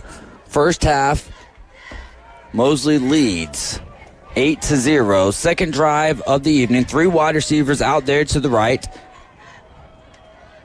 Carson Griffin, the lone receiver, to the left. And it's going to be LaCavian Jackson on the keeper there. And he'll pick up a nice 3 or 4 yards via the power. Man, LaCavian Jackson, 3 touchdowns last week. Lot of fun to watch play the game of football. It'll be a lot of fun to watch him next year. Mississippi State commit. Got beat by Arizona State last week. That was we were talking about all the games that were shocking last week. That was another one that just kind of caught a lot of people off guard. There was some really interesting college football last week. There was a lot of interesting college football. Sam Freitas is going to keep it. He goes around the outside, and he fights his way to the 5-yard line. That is good for a Dolphins first down. Under 3 minutes remain here in the first quarter. Got a little laundry back at around the 14-yard line. I'm wondering if they're not going to get a Mosley Dolphin on a hold here, and that's what they're going to call. They're going to back Mosley up. Well, that negates the great run there from Sam Freitas, and we'll replay the 3rd down, unfortunately. That's going to make it goes from an easier, a 3rd and manageable, now to 3rd and long here. They need to get the ball to the 11-yard line. It's 3rd and 11 from the 24-yard line.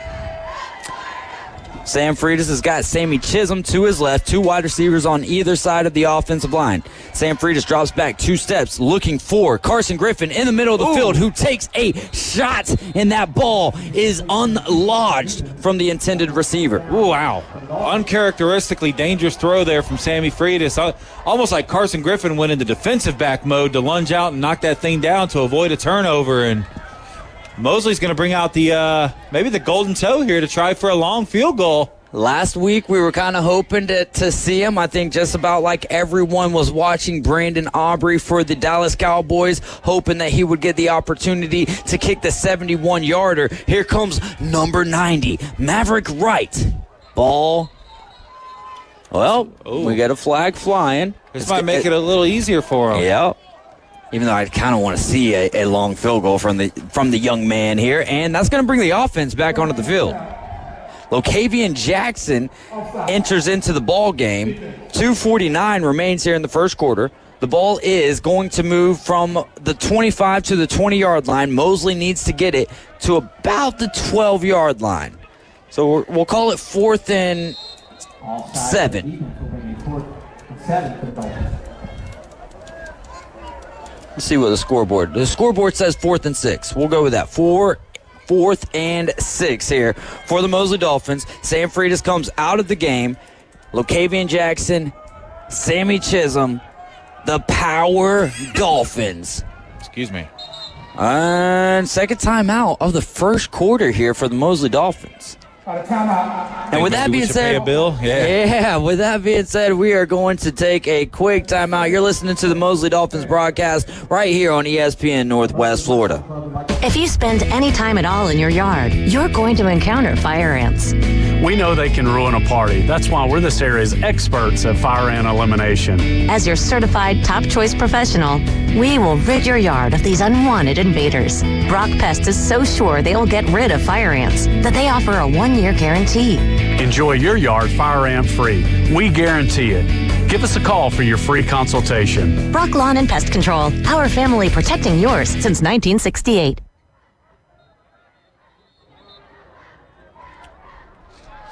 Back here live from Tommy Oliver Stadium. Your score is Mosley 8, Navarre 0. Mosley threatening. They've got the ball inside of the 20-yard line. Threatening in the red zone. 4th and 6, though. They've changed up the play call. Sam Freitas back on the field. He's got Sammy Chisholm to his right. He rolls to his right. He's got a man in the middle and is right into the hands of the defense. And that'll be an interception for Navarre. First interception thrown on the season there for Sammy Freitas, I believe. And not a good one. Not very uncharacteristic of Sammy Freitas to throw a ball like that. And he's done it. He did it twice on that drive. And you just you hope that he can shake that off. He's got to get a coach in his ear here on the sideline and maybe some of his teammates as well. Like, hey, let's get some confidence back into this young man. And now the Mosley defense, not the best field position, though. That's the good thing. They're not in a tough spot. Just play your game. Do everything like normal. Nothing crazy here. From the 20-yard line, Navarre takes over, working from the left to the right. They're going to run it straight up the gut. Pick up a few yards there, and that'll bring up second down as we have 2 minutes and 30 seconds remaining in the first quarter. Mosley leads 8-0. That's a fast first quarter so far. Not as fast as last week. Not as fast as last week, it's true.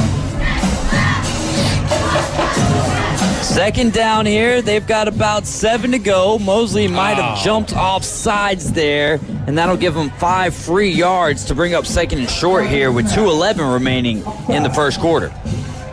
I'm not a fan of how some of the high school rules are a lot different from what you see in college and the NFL. Like, you could jump off sides, but if an offensive lineman doesn't react, the flag's never going to be thrown in most cases. Here, Locavian Jackson took about a half a step off sides. Nobody reacted. Flag was still thrown. It's going to be second and short here. Much more manageable for Navarre. And they are going to run it, but the bottlenose Dolphins bottle them up, and this will be very close. I do think that the Buccaneers have enough for a first down there, though. It looks like maybe they got that last little push, and it's going to depend on the spot they're going to give it to them. Chains moved. Under 2 minutes left to go in the first quarter. Mosley leading 8-0. Navarre working from the left to the right. Ball on the far side of the field. Navarre has the black hats with the white jerseys and the black bottoms. Mosley, white hats, green jerseys, and green pants. Navarre looks to continue to run the ball. They've actually only attempted 27 passes coming into this game. Wow. And they are going to run to the left side of the offensive line, and they'll make a dent in that 10 yards that they needed to gain for the first down, and probably split the sticks to bring up 2nd and 5. Don't need that, do we? What is that from last week? Yeah. Actually, all of these stats are outdated. So are we, Dave. I would say we're up to date. All right, 2nd down and about 6 to go. Ball on the far side of the field. They're going to run right at the left side of the line again, and that'll bring up 3rd and short as he gains about 3 to 4 there. And we've got less than a minute left to go in the first quarter. Big shout out to Portland Lumberyard and Metro Power. As you guys are listening to ESPN Northwest Florida, I'm David Hayes along with Kyle Wright. And this is the Mosley Dolphins football broadcast. We're going to break away for 0 seconds because we're sticking right here with you until the end of the first quarter. Less than 30. Big 3rd down for Mosley. Try to get off the field here. They're going to run, this time to the right side, and it looks like Raiden Bruins is going to grab them and hold on. Braden Bruins, Wyatt Fleming, big tackle for loss there on 3rd down. Mosley's defense going to get the job done with their backs against the wall. And with that, that is going to take us to the end of the first quarter. Mosley leads Navarre 8-0. We'll be right back after this brief message.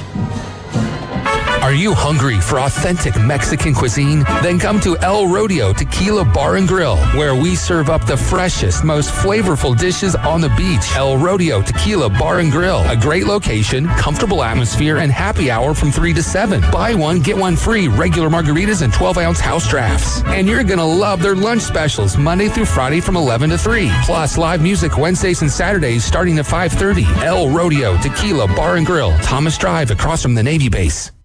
Hello, this is Rick Vosser with RV of Panama City, your local Stormore portable building dealer, located at 2241 East Baldwin Road. Shopping for a garage, portable building, cabin?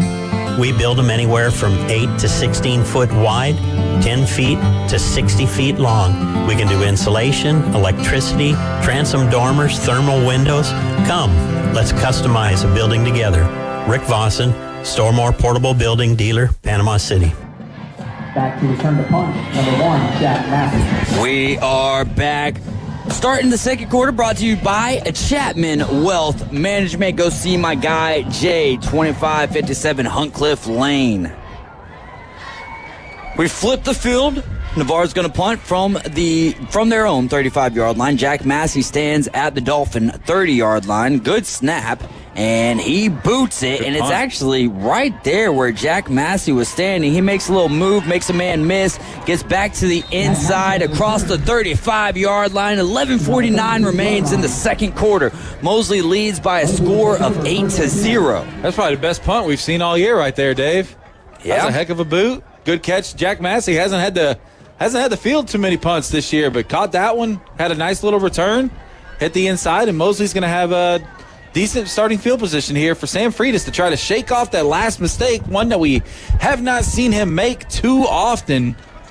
You have to believe that he'll be able to shake that off pretty easily, though. If I'm Coach Whitten, I'd probably call a pass play, a deep pass play right here, just to kind of get him back in the get his confidence back in the swing of things, as they do sling it on a screen type out there for Jack Massey. Falls incomplete, brings up 2nd and 10. I think in and out of the hands of Jack Massey. So Mosley has the ball at their 36-yard line on the near side of the field. They are working from the left to the right with their white caps, green jerseys, and green pants. Make sure that you're tuned in with us for halftime, as we'll get you to the sound of the Southland. Sam Freitas is going to give it to Sammy Chisholm. He works his way to the right side of the offensive line, and he will be downed at the 40-yard line. Bring up 3rd and rather long here for Mosley. Offense coming out a little slower than usual tonight. A sense of uncomfortability. Uncomfortability. I don't know if that's a word or not, but I think it is. I mean, it's about as good of a word as what is it? Speculizing and Perspection. One of my favorites of all time. 3rd down here from the 40-yard line. Mosley needs to get it to their 45. Sam Freitas is going to keep it on a quarterback draw, and he might be well short of the line to gain there, but they've been aggressive on 4th down this year. You think they go for it here, Kyle? Yeah, I think this is 4th and about a yard, which hasn't seemed like it's been easy to get tonight, but I feel like I feel like Mosley could trust their defense to get the job done here. They're going to bring in the big boy set. Raiden Bruin's going to come out. Is your what's that? Oh, I didn't know if your YouTube was up or if we're just playing over the loudspeaker here at Tommy Oliver Stadium. I just heard myself multiple times. Underneath 10 minutes left to go here in the second quarter. David Hayes and Kyle Wright on the call, and Mosley's going to power their way to a first down. Great job from Sammy Freitas. Catch the snap, drop the shoulder, dip it down in there. Oh, man, their graphics are nice. It's kind of cool to watch the YouTube broadcast. I almost kind of get a replay to look back at, like almost immediately. How about that, dude? Makes it almost like I'm calling like I'm a real broadcaster. We're uptown now. 2 wide receivers split out to either side. Ball on the near side of the field, right at midfield. 9:30 left to go in the second quarter. Jack Massey's going to get it on a quick route to the right side, and he will power his way, or actually speed his way, to a first down. Great job, Jack Massey. Just get the ball to the playmakers in space. That's all you got to do. I think we got Mr. McClain out there watching at the 45-yard line. Shout out to Ryan McClain, retired punter, his son, Cole McClain. Retired punter. All right, here we go. Ball at the 40-yard line on the near side of the field. They're going to fake the give. He's looking for Adam Land, and Adam Land is going to make a move and get inside the 15-yard line. I really thought he was looking towards Jaden Sapp right there, but found his way to the Land. Adam Land and Raiden Bruins both going to take a lot of snaps at tight end tonight. We noticed Fletcher Taylor not dressed out tonight, so we should see a healthy amount of Adam Land tonight. Locavian Jackson to the right of his quarterback, Sam Freitas. 3 wide receivers are out here to the near side of the field. Carson Griffin alone on the left side, and they're looking for Carson Griffin on the fade route, and he makes a readjustment. Does he hold on to it? He does. I see 2 vertical arms, and that is a touchdown, and we've already missed the Dolphin call once tonight, when you get an opportunity, let me hear that thing twice, brother. There's one for you, one for you. There it is, nice and strong. Great toss there from number 7 to number 2. And our score is Mosley 14, Navarre 0, pending the extra points. Great job, Sammy Freitas. Able to get his feet back underneath him right there. A little bit more confidence back into his body. I hope I made my pick'em picks.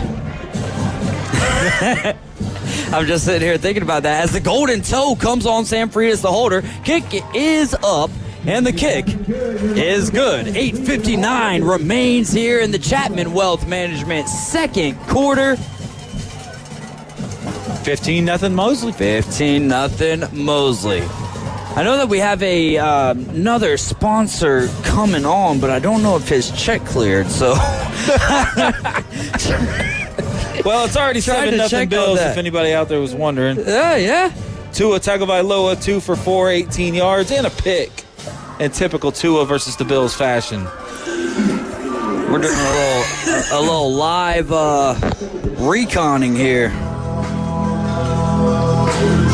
So 15-0. Great drive there. Great toss from Sam Freitas, the quarterback. Man. Happened so quick. The confidence has got to be back for him, right? Yeah, I would think so. I mean, it's easy for somebody like Sam Freitas, who has all the potential in the world.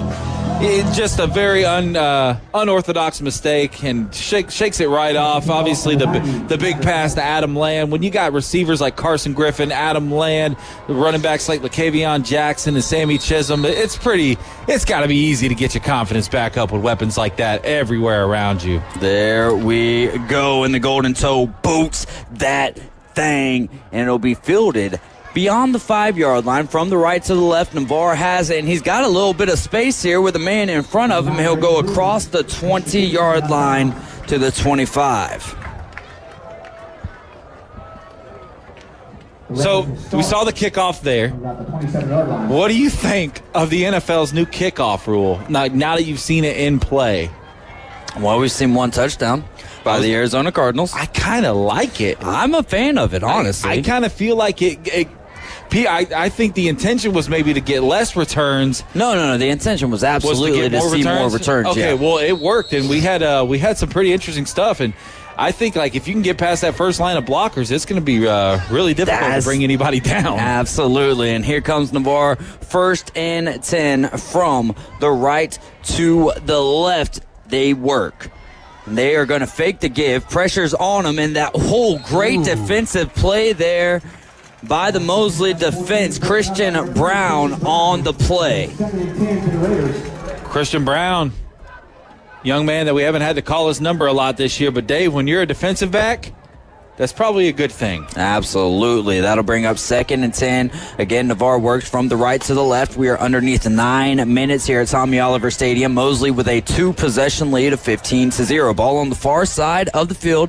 It is 2nd and 10 from the 25-yard line. And boom, that ball came out. The quarterback jumps on it after he was lit up. The running back was lit up, not the quarterback, but the quarterback does jump on it, and that is a loss of, what do we call that, about almost 10 yards there, Kyle. Yeah, I mean, that thing went backwards. Quarterback very smart to jump on top of it instead of trying to scoop it, and so hard to make a call on who stripped that thing from him, but I think it may have been Tyler Tanner leading the charge there on the defensive line. But when you got a pot of Dolphins, it's hard to find one guy to give credit for something like that. But it's going to be 3rd and very long. And the quarterback drops back and almost intercepted at the line by Raiden Bruins, who made a very athletic play there. And that'll bring up 4th and long, so they will boot that thing with 7:59 remaining here in the second quarter. Looking for that 35-point lead. That's where we're heading. We hope. It's 15-0 here. 35 obviously is a running clock there. Beautiful night here at Tommy Oliver Stadium. Punter with another great boot makes Jack Massey retreat to the 30-yard line. He works his way up the middle of the field. He's around the outside to the 45, to the 50, and hit to Navarre territory. 2 blockers. He steps, he jumps, he's in to the end zone. Touchdown, Jack Massey. Oh, I think there's a flag back at the 30, back at the 40, and dadgummit. Takes away a 65-yard return by Jack Massey for a touchdown. This thing's going to come all the way back, Dave, to about the 30-yard line. Coach Whidden is upset, and I do not blame him. Whew. That's a tough pill to swallow right there.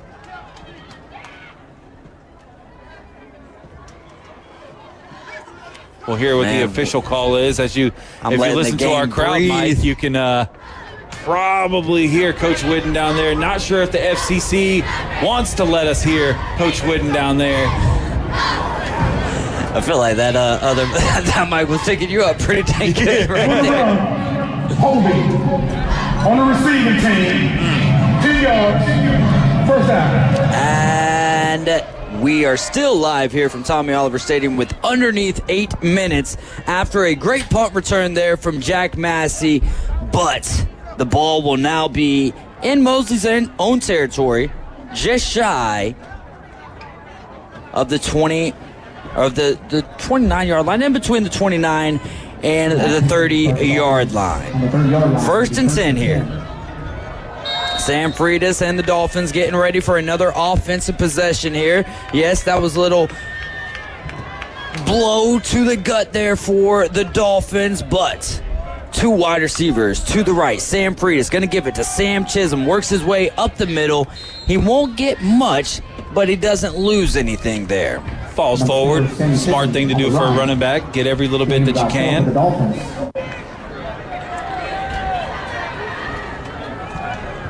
15-0 is our score here from Tommy Oliver Stadium.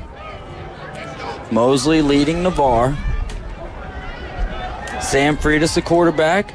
He's got his running back to his left. 2 wide receivers are split out to each side. They're going to fake the give to Sammy Chisholm. It's in and out of the hands of the tight end who made a great grab earlier. That's Adam Land. That is about the third drop pass we've seen tonight by a Mosley Dolphins receiver. I believe 2 from Jack Massey and now 1 from Adam Land. Mosley coming out. I don't want to use the word sluggish so far on offense because obviously they've been effective. They scored twice already here in the first quarter and a half, but things do feel a little off so far. You hope that they can start working on that. All right. Adam Land now in motion from the right to the left side of the line, and Sam Freitas looking his way. He's going to throw it deep, and what a readjustment there from Carson Griffin. Goodness. What a man. Oh, my goodness. That pass should have been intercepted if we're being completely honest there. Oh, yeah, there was, oh, my goodness. From, what do you got there, Dave? Is that, that's about 40 yards in the air. Wow. Great job. Great adjustment from Carson Griffin. Like readjustment. Readjustment. Yeah. I mean, a throw that Sammy Freitas probably never should have made. Carson Griffin goes up and gets it. Incredible job. And this is putting Mosley threatening again. 1st and 10. They are deep in Navarre territory, just shy of the 30-yard line. And the whistles blow. We're going to get a little water break here. False start. Oh, delay of game. Delay of game. That'll back the Dolphins up 5 yards with 5:55 remaining on the clock here in the Chapman Wealth Management second quarter. Your score 1-5. Also 15-0. Lots of fives going on here at Tommy Oliver Stadium. Sam Freitas has his running back to his right, and he's looking to the right. He's going to throw it up. Jaden Sapp, the intended receiver. Another great readjustment there, but the pass incomplete. Sammy Freitas taking some unnecessary risks downfield. I'm not a big fan of how the Mosley offense is being executed thus far. Don't know if I'm allowed to critique that or not, but I guess as an alumni doing color commentary, that's getting paid to do it, I mean, just not a fan of how the Mosley offense has been running to this point. It seems like we're taking unnecessary shots downfield instead of just doing what's working here. Number 0 on the field, that's Locavian Jackson, and the give is going to go his way, and whenever he touches the ball, something good is going to happen. That man makes a spin move, and a touchdown ensues. Mosley Dolphins touchdown. 5:37 remains in the second quarter, and they are up now 21-0 pending the extra point. Like I said, David, stop getting away from what you know works. Locavian Jackson, just give that man the football and let him work. You hear the cowbells out there. I'm assuming somebody out there knows that young man is heading to the Mississippi State University. And we have an unauthentic point after attempt here. They are not unauthentic. Unorthodox. Unorthodox. My goodness. Sam Freitas, he works his way in. One of those spread out. They had the offensive line kind of non-existent right there, and Sam Freitas scrambles into the end zone to pick up 2 more points as your score here from Tommy Oliver Stadium. Mosley 23, Navarre 0. This is ESPN Northwest Florida. You're listening to the Mosley Dolphins football broadcast. We're going to take a quick timeout. We'll be right back with more. 104.3 ESPN Northwest Florida is your home for the NFL. Touchdown, Denver! We bring you the biggest games every Sunday, Monday, and Thursday night. Oh, he's got the first down!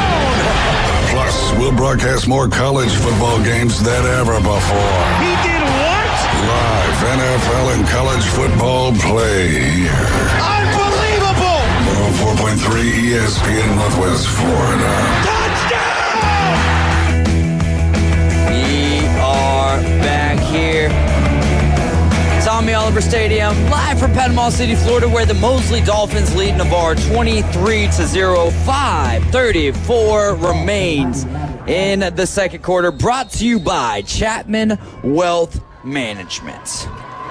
You can go check out my guy, Jade Chapman. Give him a holler, 867-8239. The return man for Navarre works his way towards the middle of the field, and he'll be brought down right after he crosses the 20-yard line. Good opportunity again here for the Mosley defense. Come out here and just keep doing what you've been doing all season long. Those big guys up front in the middle, Joseph Chima. As we get a water break here with 5:28 remaining in the second quarter. Thankful for our official food sponsors of Mosley football: Sonny's Barbecue, Beef O'Brady's Inland Haven, Whitehead Plumbing, and Jersey Mike's Subs. Can't forget the official chicken. I was just about to say, cannot forget the official chicken sponsor of the Mosley Dolphins, Slim Chickens, who will be sponsoring every week our Slim Chickens player of the game. I believe so far we have given it to Sammy Chisholm one week, Carson Griffin 1 week, and then last week Will Arboleda. Yes, sir. So this week we're looking for a new winner. 3 for 3 there. Yeah, I think just the wrong order. First one was Carson Griffin. Yep. Then it was Sammy Chisholm, and then last week Will Arboleda. Who do you have your eye on this evening? I like Lacavion, man. Feed zero, like Kobe Played Defense 2 is saying on the YouTube chat. Feed zero, stop playing. There we go, and Navarre is going to run it. They're headed towards the right side of the offensive line. He'll go down there to bring up second and about 8 for the Buccaneers. Little score update for those who care, because I too am a Miami Dolphins fan. Miami Dolphins did tie the game 7-7 to a touchdown to Devon Achane. For anybody out there that cares, because I care. Achane. Second down and 8 here. Ball on the far side of the field. Navarre's going to pass, and he is pressured by Raiden Bruins, and the quarterback will escape the pocket and scramble towards the middle of the field, and he will go down shy of the 30-yard line, bringing up 3rd and short here. Not many people stare into the number 9 in the chest of Raiden Bruins and live to tell the story, Dave. He somehow snuck out of there and made this a 3rd and pretty manageable for Navarre, but I don't think Raiden Bruins is going to let that happen again, so you better make the most of this opportunity. Hot dog, what a play there from Raiden Bruins. Hot diggity dog, some would say. Navarre's going to run the ball here. They go to the right side of the offensive line. He makes a man miss, runs a man over, and gets across the 40-yard line for a Buccaneer first down. Got a Dolphin a little shaken up on that. Kind of got ran through there, unfortunately. That was a heck of a run. Strong run there. Was. Joseph Chima checks in for the Dolphins. He is the nose tackle there, the junior, standing at 6'2", 300 pounds. Navarre's going to run it again. They keep it heavy and they keep it steady, and they're going to pick up a nice gain there to bring up 2nd and short here as we approach halftime, but we've still got 3 minutes remaining, 3.5 minutes remaining here in the second quarter, but Mosley leads by a score of 23-0. Ball on the far side of the field. They approach midfield. Ball at the 48-yard line. Wide receivers on either side of the offensive line and the tight end to the right, and they're going to run right towards that tight end and pick up a first down across midfield into Mosley territory for a Navarre first down. Navarre might be trying to run this clock out a little bit here, Dave. Maybe try to go for a little 2-for-1 opportunity. Having an issue getting the chain set. When we get them set, I assume the clock will start on the whistle. Ball's at the 49-yard line in Mosley territory. Navarre works from the right to the left in their black hats, white jerseys, and black pants. 2 wide receivers are to the left of the offensive line. The tight end just to the right, behind, about a yard behind the offensive line. And pressure is the quarterback. Oh, yeah. And then he is taken down at the 50-yard line. That'll actually be they're actually going to give him a yard there. I don't think that he gained anything there. I thought he lost some. I don't know if there was any forward progress or not, but either way, Lacavion Jackson getting some nice pressure in the backfield on the quarterback, and Landon Hawthorne making the immediate tackle on the receiver, which we didn't think he gained anything, but the officials think otherwise, and they matter more than us. 2nd down and 9 to go.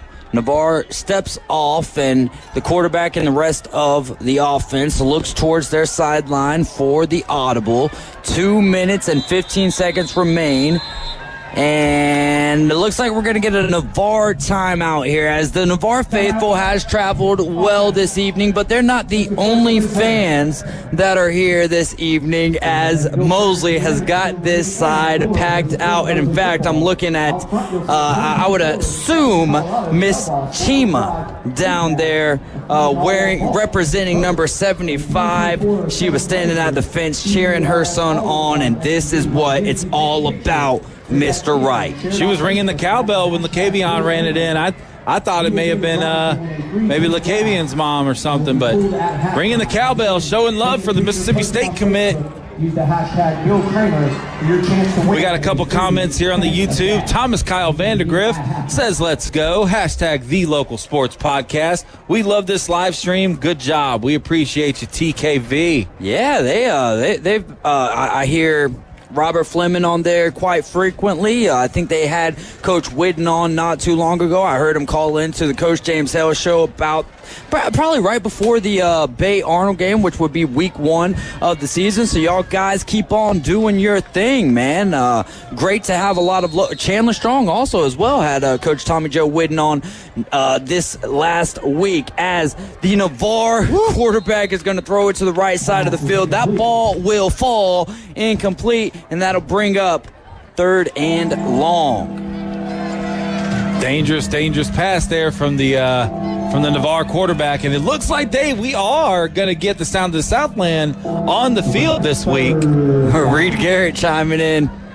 What's that say? So I'll show up to the Niceville game with a cowbell for y'all. I'll even bring some for y'all. And we will not ring it. I will throw it out of the window. And Navarre's going to, I almost said Niceville's quarterback's going to throw. Navarre's quarterback throws it to the left side of the field. That ball falls incomplete, brings up 4th and long to go. So the punt team will come on. I've been calling Navarre's the Raiders, aren't they? I think I've been calling them the Buccaneers. See, that's what I asked before the game, and I thought they were the Raiders. Yep. We're figuring this out as we go here, folks. No, it's just poor preparation there by the play-by-play guy. That's all that it is. Poor preparation. Shout out to Gary Vanden Heuvel, I want to say. Is that how you say the last name? Gary Vanden Heuvel. I'm watching the game from Wallen, Tennessee, watching my great nephew. Morgan Wallen's hometown. Dadgummit. Watching my great nephew, Sammy Freitas. There we go. That is a great nephew if you ever heard of such a thing right there. 5 yards. A little bit of a rough start to the game for Sammy Freitas, but came right back out with a beautiful touchdown strike and then led another beautiful scoring drive immediately after that. So Sammy back on track. I mean, I guess you can't really blame me for calling them the Raiders when you look at their logo and it looks exactly like the Tampa Bay Buccaneers logo there. And the punt will be down at the 16-yard line. But I do apologize for calling them by their wrong name here for that's kind of why I was just calling them Navarre for a little while. We'll just stick with Navarre. And that we will. And what's our score here, Kyle? It is going to be Mosley 23 and the unknown Navarre football team, the Navarre football team, the Navarre football club. There we go. 0. Yeah, we like to have fun up here in the booth, and we hope that we're providing you some entertainment this evening. Trying to have some fun. 23-0, and that is the same amount of points that Navarre has scored this year. Great to be up here with my good friend Shannon Sharp tonight. Let's go live, baby. And Sam Freitas looking over for Jaden Sapp, and he finds his man, and he'll have enough for a first down as Mosley works from the left to the right. Under 2 minutes remaining here in the half. They lead 23-0, and they are on the march. Jaden Sapp, one of them young men Coach Whidden told us about, he expects to get a lot more looks this year. 2 wide receivers split out to either side. Jack Massey's going to be on a little curl route. He'll go out of bounds. Then he's tackled late, but no flag flies, so that is legal. Maybe a bit of trippery there. Trippery. 1:36 remains here In the first half at Tommy Oliver Stadium, you're in the Chapman Wealth Management second quarter. The score is 23-0. Bo Green checking in, said he just got done playing some softball. Did you guys win, Bo? Got the snap here. Sam Freitas is going to scramble. He spins around, little spinorama, throws it up in the air. He's got Jack Massey, and Jack Massey plays defensive back there, batting that ball down just like you would in slow pitch softball. Great job from Jack Massey, having to kind of turn and play a little defensive back there. Hasn't actually had to do that this year. Dudley Land saying, watching from El Dorado, California. Go Dolphins.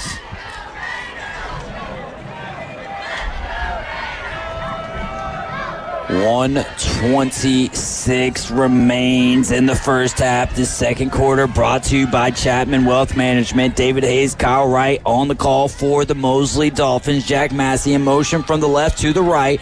Looks towards Jack Massey's way on a little screen route. Jack Massey has his toe caught up, but then gets out and escape ability, some spurt ability, gets him across the 45-yard line for a Mosley first down. They knocked the toolbox over on the sideline. Oh, my goodness. Great job, great cerebral mindset there from Jack Massey, getting that thing out of bounds, getting that clock stopped. Well, the clock is running now, so. Willie says Jack Massey looks like Tank Dell. I would almost confuse them for twins if I saw them next to each other. Yeah.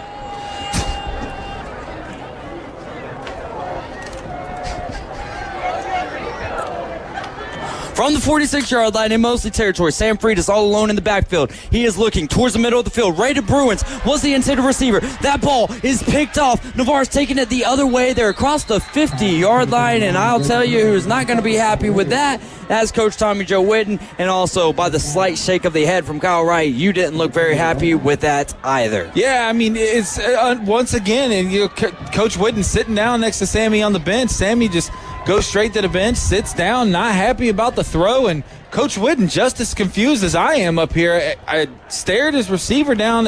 Just very unlike him, very un-Sammy Freitas-like tonight, too. Should really have 3 interceptions, has thrown 2. They looking a little rough around the edges right now. Coach Whitten trying to get some confidence back into his quarterback, and if you're Navarre, you got a golden opportunity right here to get this thing in before halftime, and you get the ball right after. And the Raiders take over in Mosley Dolphin territory. They're going to throw it deep down the field. The intended receiver, though, who looks like there was a little miscommunication there between the quarterback and the receiver as he kind of hit a little comeback route. Maybe lucky about the miscommunication, though. I think if he leads them to too far upfield, that thing's probably in danger of being intercepted. Willie says time for backup at QB. I don't know if we're going to be seeing J.P. Holsonbake until the fourth quarter as we're underneath a minute here in the Chapman Wealth Management second quarter. Pressure flies towards the quarterback. He escapes, and then who brings him down? Is it our Slim Chickens player of the game from last week, Kyle? Yeah, it's going to be Mr. Will Arboleda making a big tackle in the backfield. Great job right there from the Mosley Dolphins defense as we still got time on the play clock for another play here. Time out. 45 seconds remains here in the second quarter. That is brought to you by Chapman Wealth Management. This is ESPN Northwest Florida. You're listening to the Mosley Dolphins football broadcast. We're going to take a little 30-second time out. We'll be right back. Hi folks, it's Tracy with Tracy's Fine Jewelry and Coin and Bullion Reserves. Did you know that we do more than just sell some of the finest jewelry in town? We can engrave on your wedding band, locket, Yeti cup, or almost anything. Need your watch battery changed? We can do that too. Our expert will even evaluate your coin collection. And of course, we always pay top dollar for your old gold and silver jewelry. See, there's a lot more to Tracy's Fine Jewelry than a lot of pretty sparkly things. Come and see us today at Tracy's Fine Jewelry. Oh, yeah, man. What's that song? Mo Bamba? Well, that's what they call it on EA College Football 2025. It plays on every single third down, and I hate it. Yeah, that is kind of wild. And here comes Navarre. The quarterback drops back, a little two-step drop, and he's going to throw a slant route that will be completed and back into Mosley territory. That's Great pass, great catch, great focus by Christian Brown.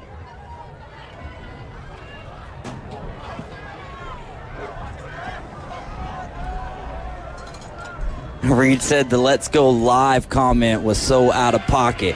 And the Navarre quarterback is scrambling. Hey, he finds the receiver. He bounces off, but I think we got a little bit of a illegal touching, or, as some would say, maybe he hacked his way into that play as Shaden Sharp was hacked yesterday. Oh, my goodness. What a terrible day to be just a normal person scrolling Instagram yesterday.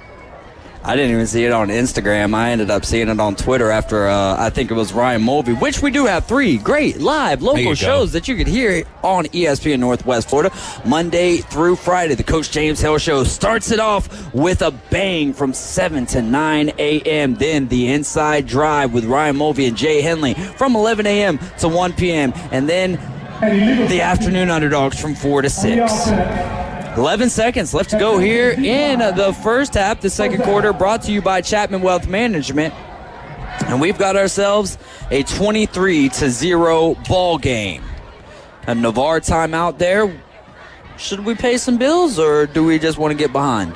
We'll get behind. I mean, we got the sound of the Southland about to take the field at halftime. Maybe we should have. And we're going to keep our mouth shut. Yeah, you know what? Listen. No halftime, no recap, no nothing we don't until need the bands play. We are so sorry for last week. They caught us off guard staying in the stands. They're not going to do that this week. They're on the field. They're on the track. They're going to take the field. They're snazzy, You too. will hear the band. You will not hear my disgusting mouth giving you a recap of how we got the 23-0. I did talk to your dentist last week, and he can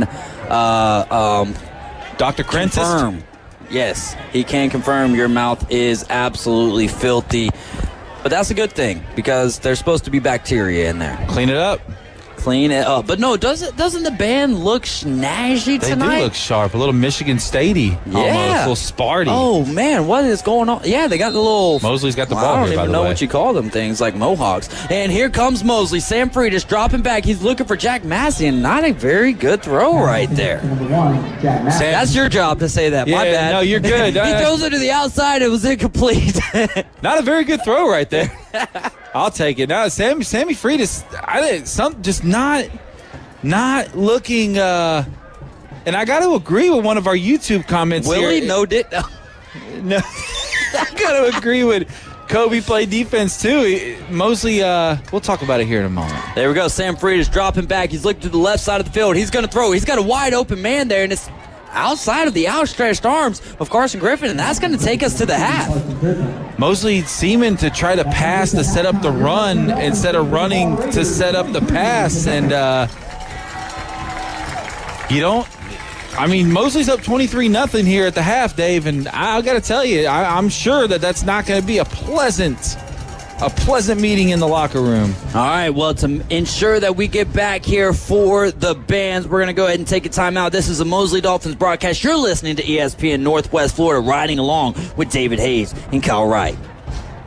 Golf is a game that should be fun, but to have the most fun, you need to play your best.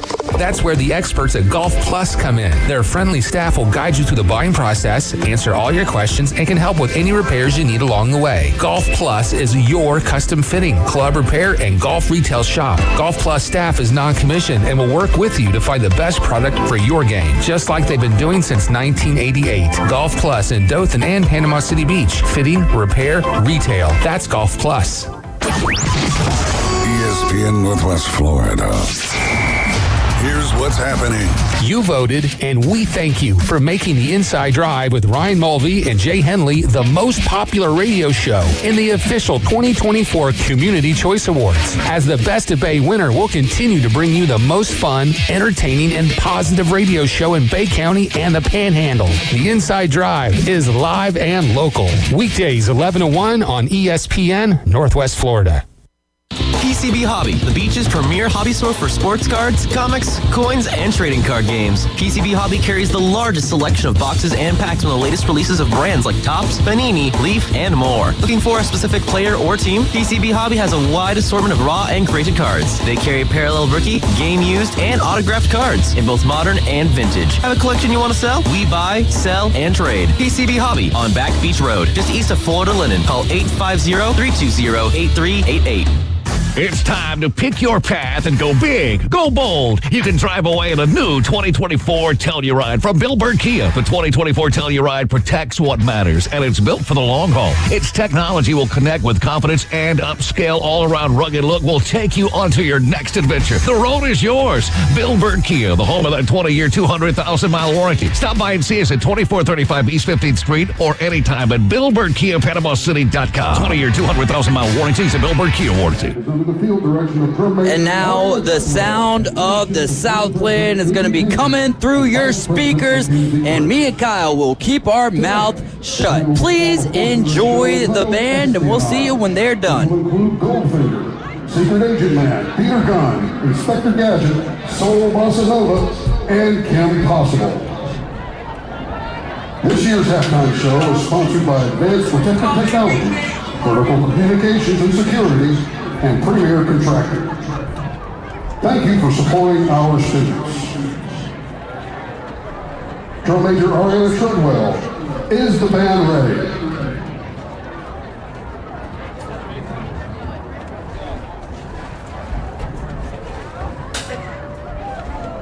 You may now begin your performance.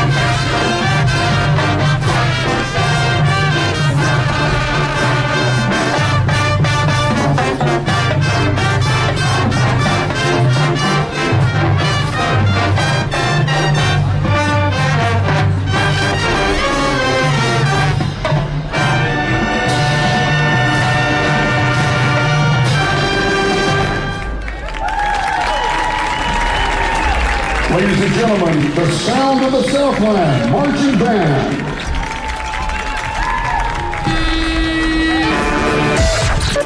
WVLQ Port St.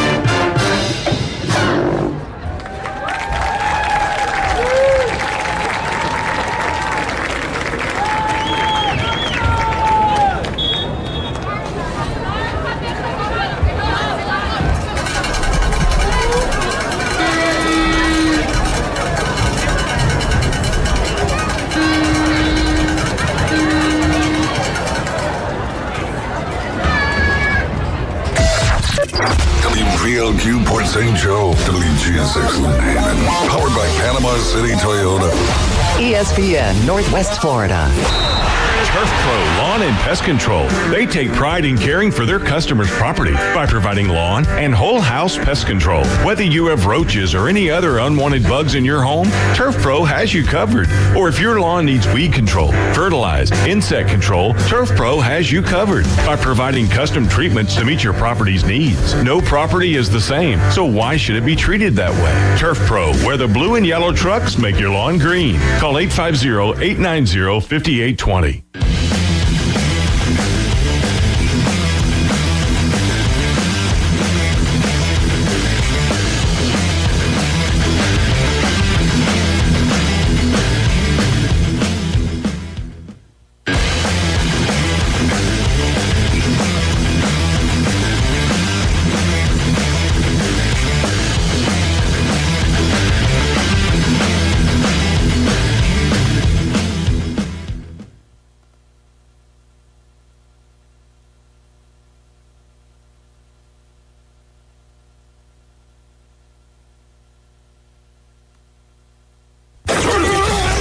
Back to the Mosley Dolphins. It's halftime with scores, stats, interviews, and keys to the game. Here's David and Kyle on 104.3 ESPN Northwest Florida. ESPN Northwest Florida. It's the Coach James Hale Show. All right, we got a winner. Good morning, sir. How are you doing? Chop on, Coach. Chop on. Who is this? This is Dustin Garney. Congratulations. You going to take me with you? Well, shucks, Coach, you're always welcome. I love You're buying lunch, though. Weekday morning, 7 to 9. ESPN Northwest Florida. Are you tired of hearing 2 weeks when you call to get your boat worked on? Hey folks, it's Chris Kramer with Kramer Marine and Outdoor, and we'll get you in and back out on the water as quick as possible. We're a full-line Yamaha outboard dealer and Suzuki outboard dealer, and we have master-trained certified mechanics on site. So if it's just an annual service, electronics install, trolling motor install, or all the way up to a full repower, we can take care of you. So stop by and see us in the corner of Frankfurt and 23rd next to Bill Kramer GM, or call us at 850-851-0453. Are you hungry for authentic Mexican cuisine? Then come to El Rodeo Tequila Bar and Grill, where we serve up the freshest, most flavorful dishes on the beach. El Rodeo Tequila Bar and Grill, a great location, comfortable atmosphere, and happy hour from 3 to 7. Buy one, get one free, regular margaritas and 12-ounce house drafts. And you're going to love their lunch specials Monday through Friday from 11 to 3. Plus live music Wednesdays and Saturdays starting at 5:30. El Rodeo Tequila Bar and Grill, Thomas Drive across from the Navy base. So you've heard the saying that if you love your job, you'll never have to work? Well, it's true. I've worked for Brock Lawn and Pest Control for many years. The commitment to the needs of customers and their commitment to each employee makes Brock a company I'm very proud to be a part of. Brock's core values are also mine. Give people more than they expect and always honor your promises. This isn't a job, it's a service to help people live a healthier lifestyle. Brock Lawn and Pest Control, our family protecting your family. It's time for a new kitchen from Kitchen Designs. Kitchen Designs in Panama City Beach and Santa Rosa Beach offers full-service cabinets, countertops, and flooring, plus cash and carry cabinets available the very next day. Kitchen Designs has been family-owned and operated for over 20 years. Visit their showroom at 7934 Front Beach Road and on Lynn Drive in Santa Rosa Beach. Or call Kitchen Designs, 850-775-4150. ESPN Northwest Florida. The Dan Patrick Show. I saw an article here. Cleveland should hold a Band-Aid. That's it. They're done with Deshaun Watson. They owe him $230 million. I watch him, and he looks like a zombie. He is a shell of who he once was. There's no confidence at all. It's the Dan Patrick Show, weekday mornings from 9 till 11. ESPN Northwest Florida. Bestway Portable Buildings has been your portable building specialist since 1989. Before you invest your hard-earned money someplace else, owner Jason Mulder invites you to stop by Bestway and get a quote on just about any size building. And whether you buy with Bestway or not, it's worth the trip just to meet Bestway Buddy. Say hello, buddy. Good boy. Bestway Portable Buildings, just north of Harts Marine on 231, and online at bestwayportablebuildings.com. The best in portable, period. Tell them Buddy sent ya. Attention homeowners, are you dreaming of a backyard oasis? Look no further than S&R Fencing, your go-to destination for quality outdoor transformations. At S&R, they specialize in crafting custom fences, decks, retainer walls, and all exterior construction that not only enhances the beauty of your home, but also stands the test of time. Their experienced team takes pride in delivering top-notch craftsmanship with a personal touch. S&R Fencing, locally owned, licensed, and insured, and a member of the BBB.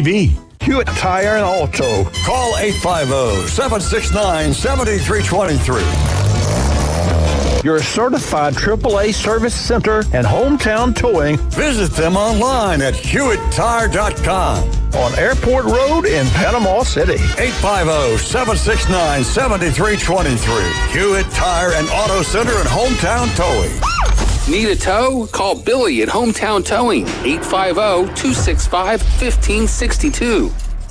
PCB Hobby, the beach's premier hobby store for sports cards, comics, coins, and trading card games. PCB Hobby carries the largest selection of boxes and packs from the latest releases of brands like Topps, Panini, Leaf, and more. Looking for a specific player or team? PCB Hobby has a wide assortment of raw and graded cards. They carry parallel rookie, game used, and autographed cards in both modern and vintage. Have a collection you want to sell? We buy, sell, and trade. PCB Hobby on Back Beach Road, just east of Florida Linen. Call 850-320-8388. We are live and the crowd is lit here at Tommy Oliver Stadium. And man, I've got to drink something that I'm not allowed to drink on the air. That is a product that is red, and Clayton Mountain would be happy about that. But you are listening to ESPN Northwest Florida. Big shout out to Buffalo Rock for being a great sponsor of our radio station, and we do appreciate that, as we've got about 3 minutes left to go before we get the second half going. And our score here at Tommy Oliver, Mosley 23, Navarre 0.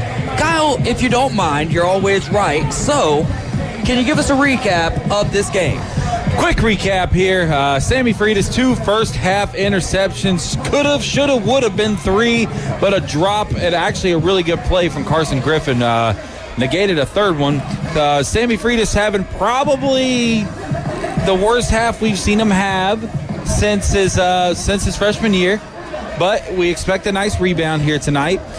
We had an RPO on 3rd and long, which would set up a nice, beautiful 1st and goal for the Mosley Dolphins. An 8-yard touchdown run from Sammy Chisholm, and a 2-point conversion put the Dolphins up 8-0.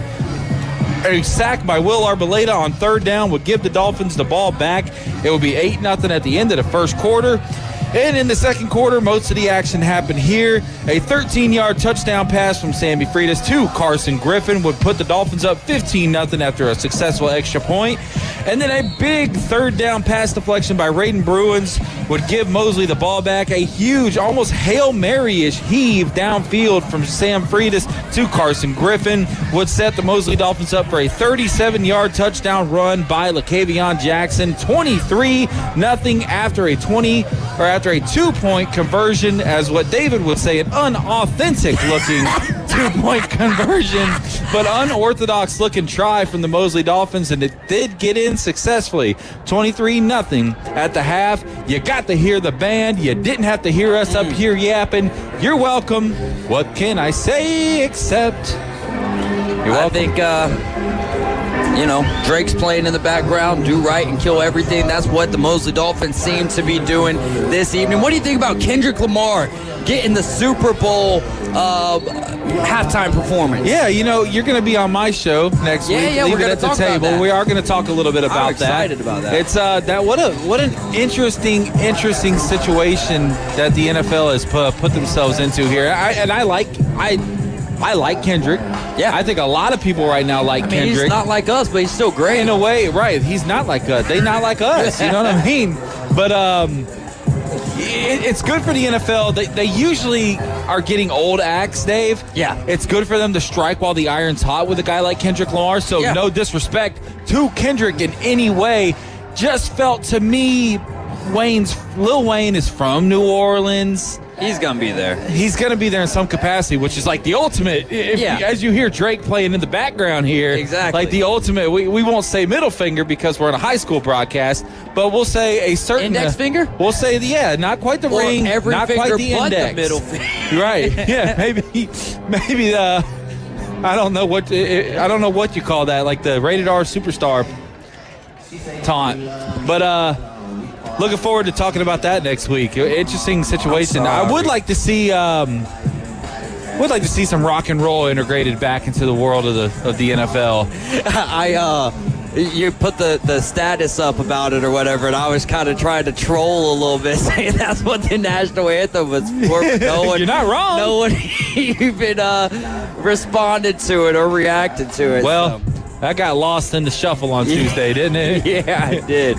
Absolutely. And speaking of shuffle, we have got a great one on tap here. Tommy Oliver Stadium, Mosley leading 23-0, 12 minutes at the top of the hour. I guess technically we are at the top of the hour. Man, it feels like we were at the top of the hour just a few minutes ago, but it's already 22 minutes into the hour of 8 o'clock, or some would say the 2000. We see your comment, Brother Blood. I want to remind you, we work for 104.3 ESPN Northwest Florida. The voices you hear are not the ones that run the screens that Brother you Blood. see. But I imagine that they're in there reading your comments, and they see your feedback, and you will be locked back in on the game. You're welcome. And we're going to lock in here and let us cook. Actually, we'll let the Mosley Dolphins cook, as Maverick Wright has that ball teed up, and the golden toe has got it in the middle of the field. You okay? Yeah. A little nervous. Here we go. A little nervous. Whistles. A little offsides, perhaps, on the Mosley Dolphins kicking team. Offside. And what a call. I didn't know I was chilling with Nostradamus this evening. Oh, Miss Chima says, thanks for the shout-out, cheering for my hit somebody D-line, number 75, Joseph Chima, and we appreciate all that you bring to the crowd for the Mosley Dolphins. If you'd like a shout-out, you can text us at 850-215-6290. We enjoy what you guys bring to the table, and we're just excited to be a very small part of it. And now, from the 35 instead of the 40, that ball is teed up, and my goodness, wow, daggone gracious, I can't even contain my excitement for that. My goodness, he pumped that thing out there, didn't he? Dude. Wow, what a kick. Normally you kick it from the 40, and you boot it into the end zone. That's the touchback, which is, as we see. Who is that on crutches there? Oh, not entirely sure. It's 62 maybe? No name on the roster. Could be a JV player, as we do have 2 JV teams for the Mosley Dolphins, green and orange. Thankful for our sponsors, Bill Kramer, GM, Kramer Marine and Outdoor, Portland Lumberyard, Metro Power, Beach House Sales and Development. Beth Mulvey, happy birthday to you. And here comes Navarre and the Raiders. My goodness, a great carry there. Yeah. And that'll bring a first down for the Raiders. Just let you read that comment right there while I break down that last play. What a excellent play there by the a nice run up the middle, being able to carry a few defenders well beyond the first down. And Brother Blood says you guys are feeling real good. I mean, I guess this. I wish this was a different type of. Popo thinks it's water. Oh my goodness. Appreciate you listening, Brother Blood. We just try to bring excitement to the table. I did actually just have a little 5-hour energy, so maybe that's what's kind of boosted it up a little bit. In 5 hours, boy, you've had like 3 or 4 of them. So David on 15-hour energy tonight. No, the other night though, when I had to drive to Jacksonville, I was probably on my 5th one, and I had only gotten 2 hours of sleep, which I guess that's the common denominator. I didn't get very much sleep last night either. 40-yard line is where Navarre is, and that ball is going to be thrown to the left side of the field, and that'll be good for a first down as we are underneath 11 minutes here in the third quarter. Mosley leading 23-0. Navarre kind of having their way here in the early goings of the second half offensively. Able to get some plays off, finding some space.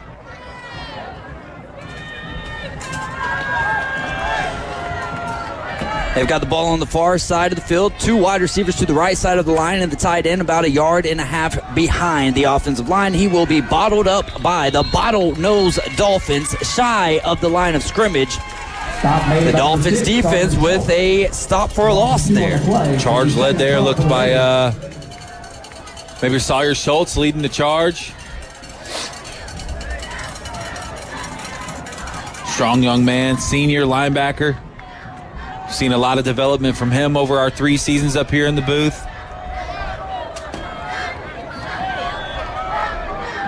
Who do you have for Mr. Nasty? I think I saw a comment on the YouTube feed there as Navarre's going to run it to the left side, and then Wyatt Fleming in on the tackle.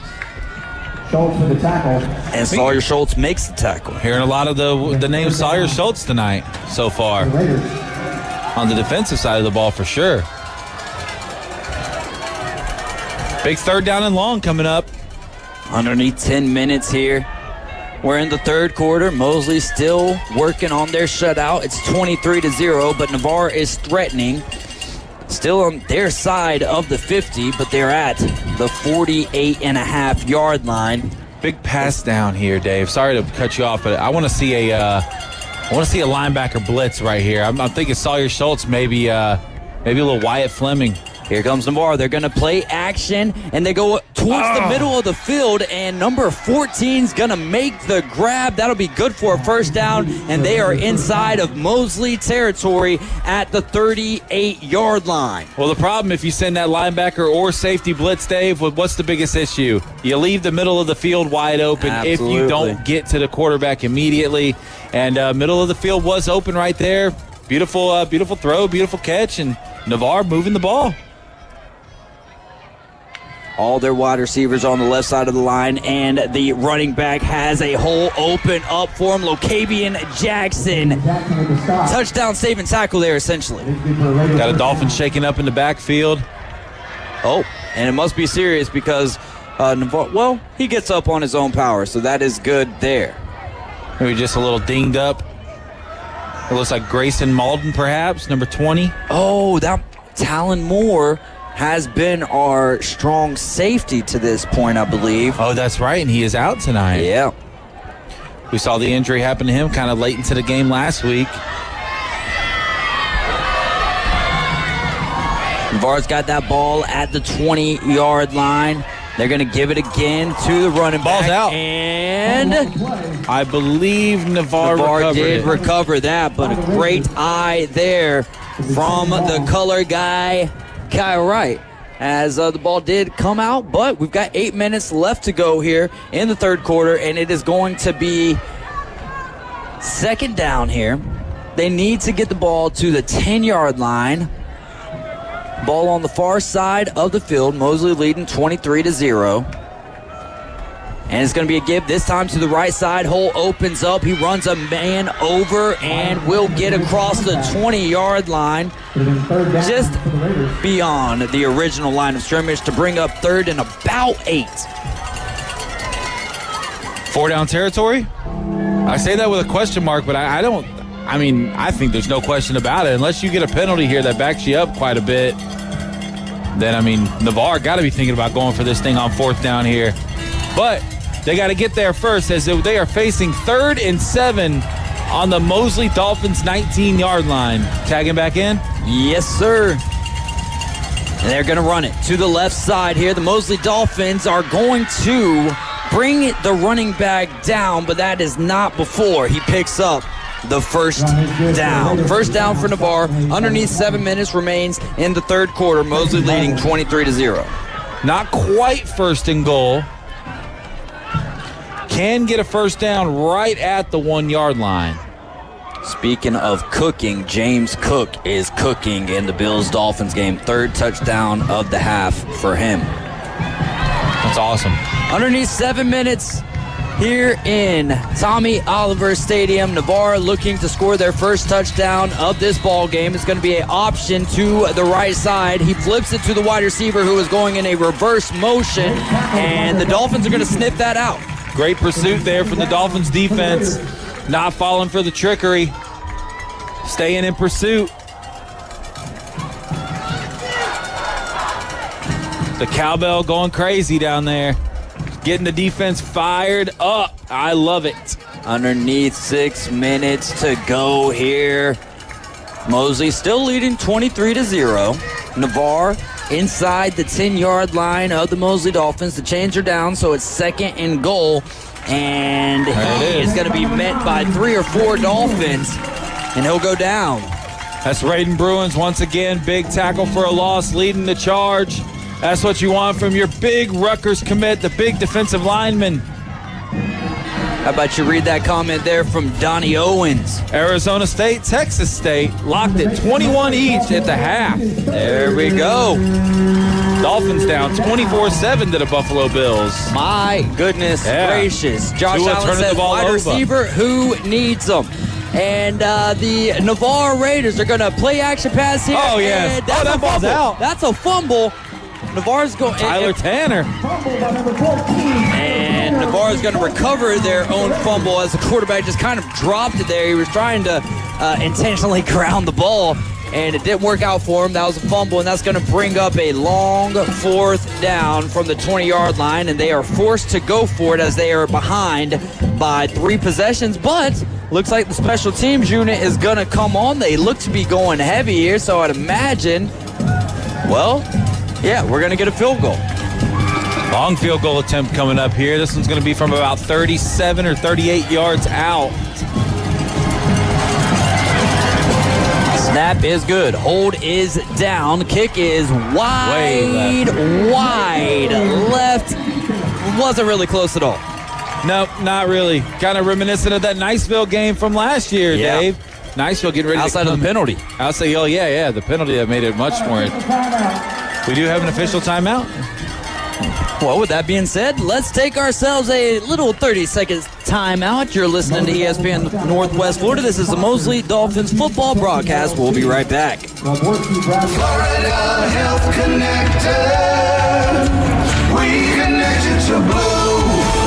Turning 65 soon. If you're confused by all the Medicare information you've been receiving, start by calling your local Florida Blue agency. Florida Blue offers a variety of Medicare and Part D drug plans, so no matter what your health care coverage needs are, we're sure to have a plan that's right for you. Call Florida Health Connector, and we'll help you cut through all the fuss. Call 850-249-1010 today. We're back at Tommy Oliver Stadium as the Mosley Dolphins are looking to take this ball over after the missed kick, a 38-yard attempt there from Navarre, and that was well to the left. long drive there from Navarro. Yeah, they had control of that. The big sack there on third down from Tyler Tanner set the tone. Sam Freitas is going to keep it himself after the fake give to Sammy Chisholm. He's still on his feet across the 35 to the 40-yard line. Holds on to that ball there. First down, Dolphins. I agree with the Mosley High School YouTube channel. Hey, if you're watching this and you have not liked and subscribed, hit the like button on this stream and subscribe to the channel. Tell your friends about us. Tell your family. Tell your enemies about us. Woo! I love to say that all the time. Your friends, your family, and your foes. All right, here we go. Mosley Dolphins 3 wide out to the right. They got the ball at the 40-yard line on the near side of the field, working from the right to the left. Sam Fried is going to sling it out there to the right side, and that'll be incomplete, intended for Jaden Sapp. That one a little low, coming in at the knees of Jaden Sapp. Sammy Freitas trying to get some confidence. You know, the offense trying to get a little confidence back into their quarterback. Some short passes, get his head back in the game. A great run there to open up the drive. Just want to see Sammy get some confidence back into his body. Some big games starting up here in the next couple of weeks. Sammy Chisholm will take the handoff to the left. Won't get much, if anything. That was a tough run there, bringing up third down and 10 here as they just getting across the 40-yard line. We're underneath 4 minutes left to go in the third quarter here at Tommy Oliver Stadium. Beautiful evening for some football after a lot of rain, which just goes to show you that the grounds crew here. Bo Green, I see you watching on YouTube. Did the Party Animals win tonight? I think he said yeah. They play the Glizzy Boys next week. Oh. All right, Sam Freitas is going to keep it again, and he's got a hole open up. He's across the 50 into the bar territory. Bounces off of the tackle. He's across the 40 to the 35-yard line. Another big gain via the ground for the quarterback, number 7, Sammy Freitas. Great run there from Sammy. Hey, Dave. What did Ed Sheeran say in that song? When your legs don't work like they used to before. Sammy Freitas said, well, my arm don't work like it used to before. Get the legs churning, young man. Run that thing upfield. Do it yourself. Get some confidence back into your body. There you go. And here we got a first down just across the 35-yard line. Ball in the middle of the field. Score here, 23-0. Mosley still leads as we approach the end of the third quarter. Gain of about 4 on the play. Second down after they split the sticks there. It's going to be 2nd and 5. Again, ball still in the middle of the field. The fragrance is wafting up here from the popcorn from the stadium. Does smell great out there tonight. Sam Chisholm's going to get the give, and he's going to get near the line to gain. Doesn't smell like burnt pizza, but it does smell like popcorn. So 3rd and short here. Ball across the 30-yard line, and they need to get it to the 26-yard line. It's at the 27, so not very much to get here at all. Maybe a little confusion on the play call here from the Mosley Dolphins offense. Looking to the sideline for a little guidance. LaCavian Jackson will be the running back. Low Jack in next to the quarterback, Sam Freitas. He's going to keep it himself. LaCavian Jackson, the lead blocker. Sam Freitas puts his head down, and I think he's going to have enough there for the first down, Kyle. He's right at it, if not very close. They are going to move the chains. Shout out to our PA announcer, Matthew Teplachek, keeping us in line. Underneath a minute and a half left to go in this third quarter. Mosley leads 23-0. Ball on the near side of the field at the 25-yard line. 1st and 10. 2 wide receivers to the right. Running back to the right of Sam Freitas. He's looking for Carson Griffin. Carson Griffin forced out of bounds. He is going to scramble, Sam Freitas is, and he's going to pick up another nice gain there near a first down. Gets down to about the 15. Underneath a minute in our third quarter action here. And the score is 23-0 as the referee is waving his arms. And we'll wait whatever decision it is that they're making. All right, so okay, there you have it. First down. Move those chains. Little miscommunication on the spot from the officials. They end up moving it a couple more yards. All right, so that's going to be 1st and 10 from the 15-yard line. Ball on the near side of the field. The running back, Sammy Chisholm's to the right of Sam Freitas. 2 wide receivers split out to the right side. And Carson Griffin's going to make a move, but they throw it to the left side. It's intended for Jack Massey. That ball gets tipped, and then the dive there from, I believe that's Jaden Sapp, tries to make the reception, but it falls incomplete. I would just keep this ball on the ground, Dave, and maybe have a running clock without a running clock? Yeah, I mean, essentially, try to get some confidence back into this offense. It's just not been a great night. You look at the score and you think Mosley's kind of controlled the game, and it just has not felt that way. Logan McAllister, the left guard, looks like they might be running behind him here. 2 wide receivers out to the right. It is going to be Sammy Chisholm. Sammy Chisholm spins off of the defender and will pick up 3 yards there and then goes down as we approach the end of the third quarter here. 17 seconds left to go. Do wonder if Mosley will let this thing run out, and it looks like they will, Dave. They're going to go ahead and start walking to the other side of the field, and we're going to take a 23-0 lead into the fourth quarter, and has not been a great night for the Mosley Dolphins offense. But they still lead 23-0. With that being said, we're going to get you hyped up when we get back for some fourth quarter action. This is ESPN Northwest Florida. You're listening to the Mosley Dolphins football broadcast. Hey folks, Chris Kramer with Bill Kramer GM. And the best place to listen to the Inside Drive with Ryan Mulvey is inside a brand new vehicle from Bill Kramer GM. And I want you to know we've got 10 times the amount of inventory on the ground as we did this time last year, and darn near all of them are discounted. So shop us online at BillKramerGM.com or visit us the corner of Frankfurt and 23rd. We'll make it easy and take great care of you.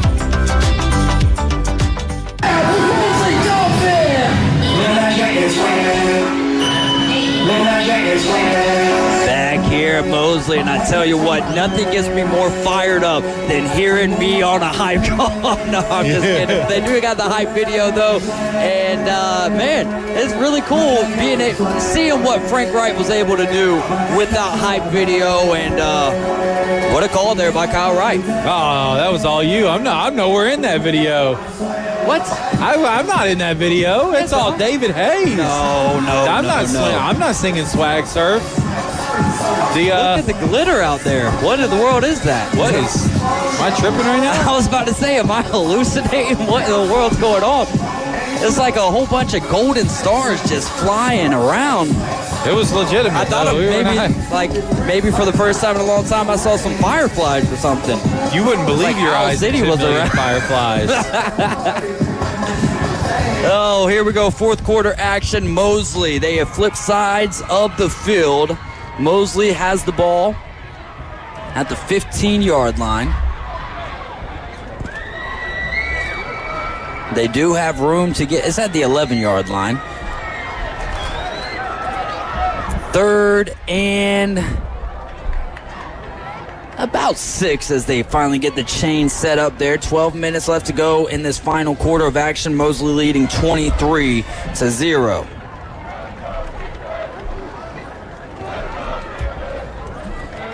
No Sammy Freitas on the field. Low Jack and Sammy Chisholm. Low Jack will take the snap. Yeah, Low Jack will take the direct snap. I almost thought that. Oh, he's going to run to the right side. You know what that means. Yeah, that means Touchdown, Low Jack. Oh, wait. That's good for a Mosley touchdown. I don't see any extended arms there, Kyle. I didn't either. Well, the pylon did go down. Right. I didn't see a signal from a referee, but we're marking it down. The referee taking it to the extra point, so must there be you go. 11-yard touchdown. Locavian Jackson, the commit to Mississippi State, and here's that unauthentic, also known as unorthodox, 2-point try here from the Mosley Dolphins. And now the offensive line is going to conglomerate and get all back together here and go from unorthodox to totally orthodox. And Sam Freitas on to hold here. Ball at the 10, well, holder at the 10-yard line. And that thing just gets over the crossbar for a good extra point. Mosley leading by a score of 30-0 in our final quarter of action, live from Tommy Oliver Stadium. You're listening to ESPN Northwest Florida. David Hayes and Kyle Wright on the call. We're going to take a quick timeout. We'll be right back. ESPN Northwest Florida. We're taking the inside drive. I follow a lot of soccer and basketball on Instagram, and you have some of these NBA players that are like, whoa, man, the Europeans, they're working on fundamentals at a young age, where we're just going to tournaments and playing these games. They're really learning the game inside out before they start. Join Ryan Mulvey. Thank you very little. Middays 11 to 1 on ESPN Northwest Florida. So you've heard the saying that if you love your job, you'll never have to work? Well, it's true. I've worked for Brock Lawn and Pest Control for many years. The commitment to the needs of customers And their commitment to each employee makes Brock a company I'm very proud to be a part of. Brock's core values are also mine. Give people more than they expect, and always honor your promises. This isn't a job, it's a service to help people live a healthier lifestyle. Brock Lawn and Pest Control. Our family protecting your family. That ball is teed up by Maverick Wright in the middle of the field at the 40-yard line. Toe to the ball, and that will not go into the end zone. Fielded at the 5-yard line. He attacks the middle of the field, has a little bit of room, brought down just shy of the 25-yard line. Pulled a little ray gun there at the 25. The number one ranked breakdancer in the world right now, Ray Gunn, by the way. If you've been living, no idea. I've been living under the rock. That's the meme. The breakdance, the Australian breakdancer from the Olympics, who went viral for the terrible performance. She's been ranked number one in the world right now. Couldn't win a gold medal, but you're ranked number one. Sounds like power ranking. Because the Olympics are not part of their official ranking system. Ah, gotcha. So the one where you actually test your skill against the rest of the world does not count in the world ranking. Yeah, and why should it?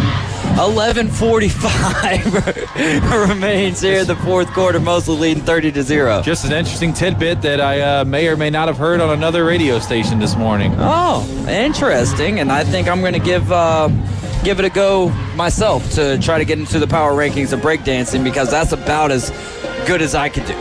Well, you're better than me, brother. I think you could do better than I could at breakdancing. I'm not limber. I could do the worm. I could do the worm. Back in the day? I don't know if it would be a good idea or not for me to try.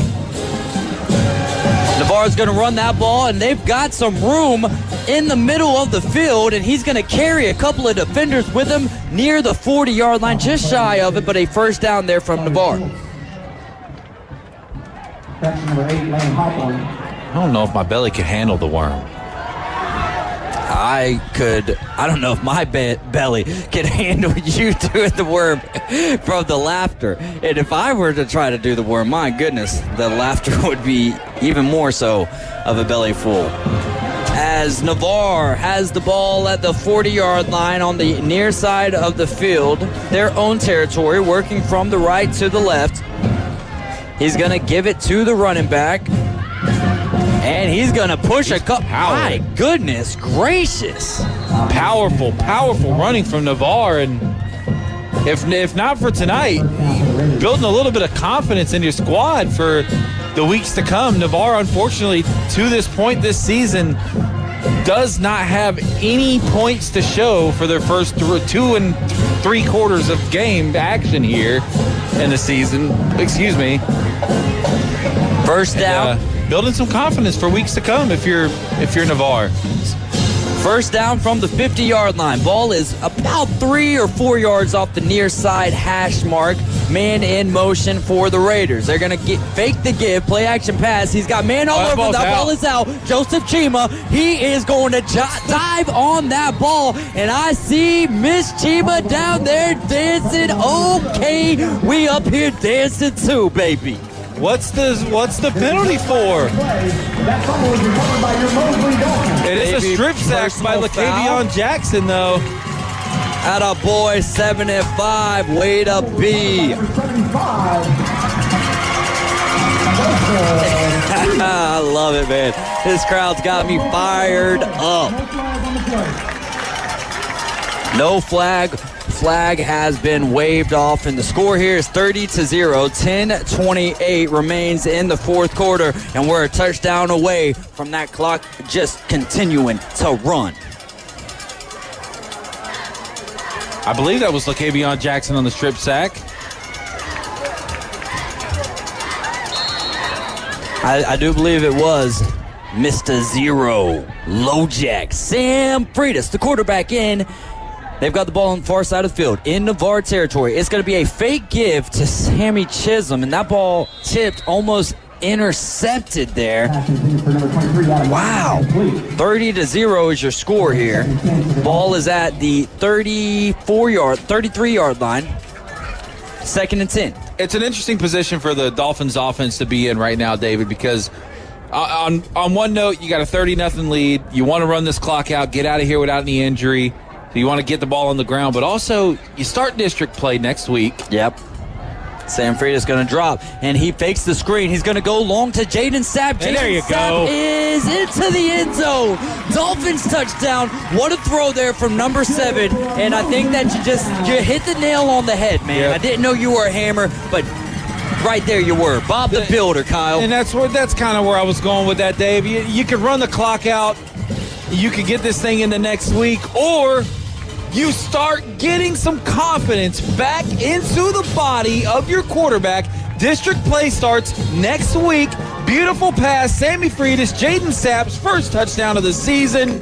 Mosley going for the extra point to get that clock just a running. Maverick Wright, the Golden Toe is on for the extra point here. Jack Massey's going to come on because they only have 10 on the field. And I guess they have 11 because Jack Massey comes right off. The jack of all trades does it all. Navarre brings pressure. That extra point was blocked. So your score here is 36-0 after the blocked extra point. 10-12 remains here in the final quarter of action from Tommy Oliver Stadium. I do believe that we'll get the clock running once we're back into play officially, I believe. Got to give a shout out to the offensive line, right? They don't get their names called a whole lot, but Javian Dudley, the left tackle, senior, 6'2", 250. You got the left guard, Logan McAllister. You've got the right tackle, Jace Jernigan, the center, Quentin Baker, and the right guard, Cameron Colvin. Soon to be Quentin Brewer on his 18th birthday. Yes, sir. 10-12 remains, 36-0. Live from Tommy Oliver Stadium. The Mama Chima down there ringing the cowbell. I love it. I love when the crowd gets into it. That's what we were talking first couple weeks against Bay and Rutherford. Bay and Rutherford were respectively the home teams, and it was still a great time here at Tommy Oliver. But something about the Mosley home broadcasts set this apart. Ball teed up in the middle of the field for the Golden Toe of Maverick Wright. Booted into the end zone from the 35 earlier. Let's see if he could do it from 5 yards closer at the 40. That is a line drive, and it's picked up at the 20-yard line, and I guess there was a fair catch there, or his knee was on the ground before he started to take off. Do believe his knee was on the ground. And the clock is a running, Dave. And Kobe plays defense too, says Pete Traffic. Another great thing about the Mosley home Mosley being the home team is that the traffic seems to just flow a little bit easier in and out of here. Oh, I mean, when it's not 2 county teams, when it's 2 county when teams. it's 2 county teams, that's a little bit different. Then you get Josie on the go report and stuff. Here we go, 9:33 left to play in this ball game. Navarre's got the ball at the 20-yard line there on the far side of the field, and it's going to be a give to the running back who works his way to the left side of the offensive line and goes down after a nice gain there. And about 8 on the play. It'll be second down for the Raiders. About 2nd and 3 to go. Ball is on the near side of the field now as we approach the 9-minute mark here in the 4th quarter. You're listening to ESPN Northwest Florida. This is the Mosley Dolphins broadcast. I'm David Hayes along with Kyle Wright, and Mosley's going to take a timeout here. Mosley, Escambia coming to town next week. Not district yet, but then district play starts the week after next, Dave. Friday night, September 27th at Milton. Then they get the bye week. Then they come back on October 11th for Niceville. And then, of course, Arnold on October 18th. October 24th, a Thursday night, we're traveling to Gulf Breeze, and that's our 3rd and final district game of the season. Then they close the season November 1st at Florida High. Just looking, district play 2 weeks from tonight. Escambia, the last, we'll call it a tune-up game for the Mosley Dolphins. And, Dave, Mosley over the last couple of seasons has started hot. Mm-hmm. And then towards the tail end of the season has started to sputter out a little bit in recent memory. Of course, last year they did win the district. They got to go to the playoffs. We got the opportunity to travel to Gainesville for the Mosley Buchholz game, and unfortunately came up pretty short in that game, but still a great experience. And Mosley, as Navarre will take the snap here and hand it off down the middle, and just another powerful run from the Navarre running back. Mosley wants to host a playoff game this year. Yeah, man. How could you imagine the vibe for that? That would be a lot of fun as we're underneath 8.5 minutes left to go here in this final quarter of action. And on the sideline here for the Dolphins, J.P. Holsenbeek getting ready to take over when they get the ball back. There's glitter on the field, Dave. Yep. Still playing a little bit of tricks on my eyes as it shimmers, and Mosley is going to have 2 men take the running back down for Navarre, and he works right through one of them. That's still very impressive, powerful running there from the Raiders running back.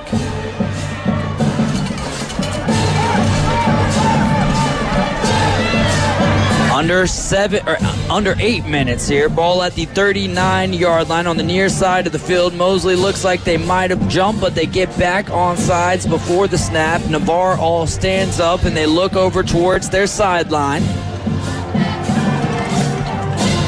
It's going to be a fake give, a little play action, a little slant route over the middle of the field, and that's going to be good for a Navarre first down. A little RPO-ish. I kind of want to. We get paid by Mosley. We are the Mosley home broadcast. Wouldn't mind seeing Navarre get some points on the board.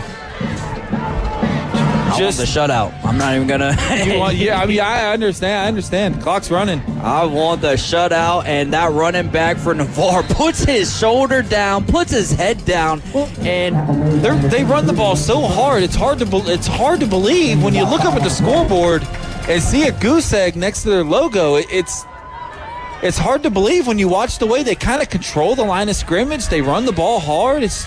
They've just had They just had a tough time bursting through the Mosley defense. They've had some strong runs, but ultimately it's really hard to move the ball on Mosley. 6.5 left to go. Scores 36-0, and again, right up the gut, right up the middle. First down for the Raiders. But they're having their way right now. Mosley does have the second team defense on the field for the most part. Man, I mean, it has been So we're taking a water break. All right, water break to let everyone get hydrated. And with that, you're listening to ESPN Northwest Florida. This is the Mosley Dolphins broadcast. WPLQ Port St. Joe, WGSX Lynn Haven, powered by Panama City Toyota. ESPN Northwest Florida.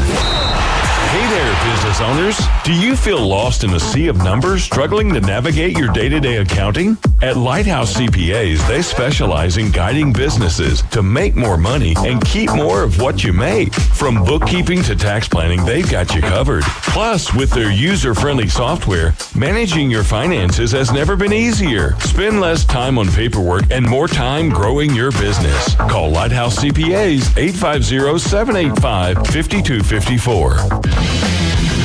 Back at Tommy Oliver Stadium, Navarre's got the ball at the 37-yard line, middle of the field, working from the right to the left, entering the 6 minutes. Navarre trails Mosley 36-0, but they run it straight up the gut again.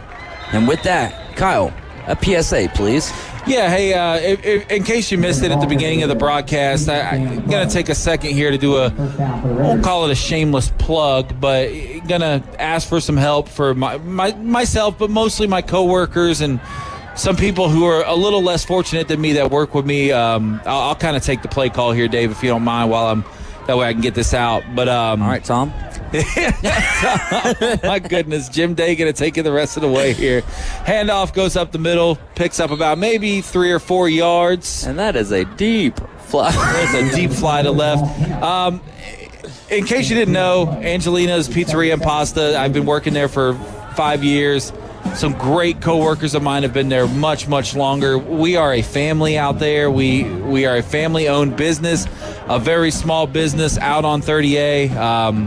Unfortunately, we lost our restaurant for a long time this morning. Structure fire took place around 2:30 a.m. as Navarre will take the snap. The quarterback drops back the pass. He's going to pump fake, roll to his left, and he's going to be taken down out of bounds by number 33. That's going to be Wesley Price, the sophomore linebacker, getting a big tackle there for a loss for the Mosley Dolphins, and that's going to bring up 3rd and long. Angelina's did catch fire this morning. Don't know how long we're going to be out of work. We intend on rebuilding our restaurant. We intend on getting back open, but obviously that could take a long time. If you go find me on Facebook, it's Kyle Aaron Wright. There is a holding against the offense here, and I believe the penalty is going to get waived off and declined by the Mosley Dolphins. They'll take the 3rd and long over 2nd and longer. Kyle Aaron Wright, full name on Facebook. Go find me. We have a GoFundMe set up for the staff as we try to navigate through a really difficult time. And if I've been off personally tonight on the broadcast, I'll be honest with you, that's why. It's hit me and my family, my work family, my real family, my real family, but my blood family. It's hit us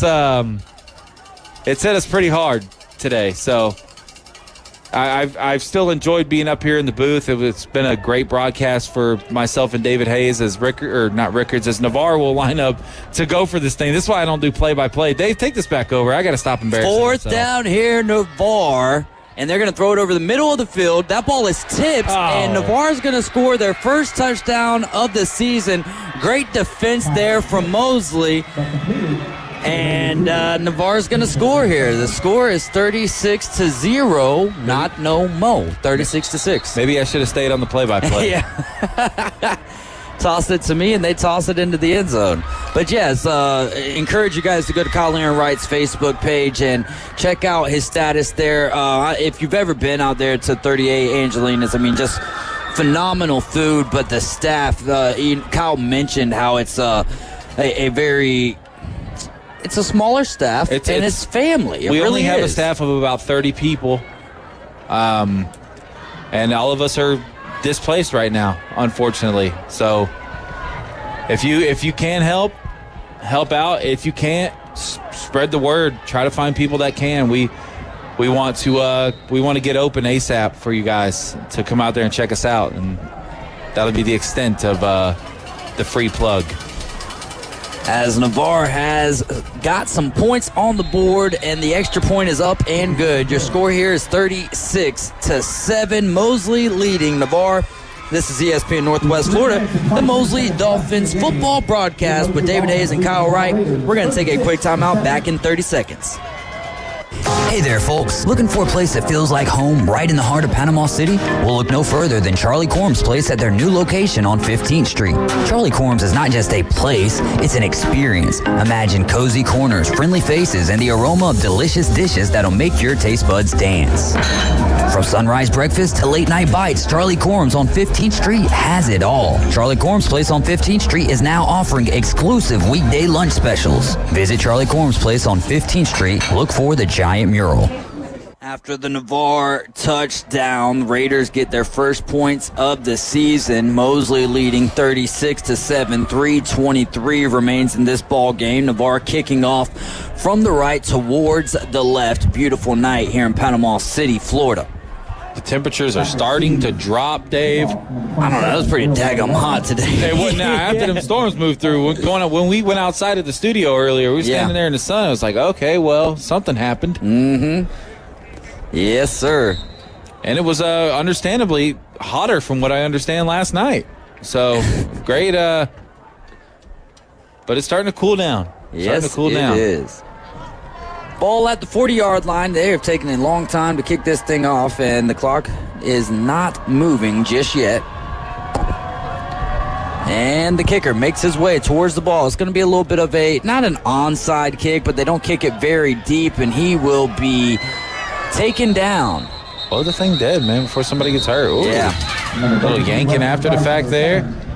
Ball was fielded by number 39 of the Mosley Dolphins. I'm sorry, is that 39 or 33? 33, Wesley Price fielding the kick. 3:15 remains in this ball game. Mosley up by a count of 36-7 on a night where, to some extent, the offense has struggled to find some life, but when they found it, it has been bright.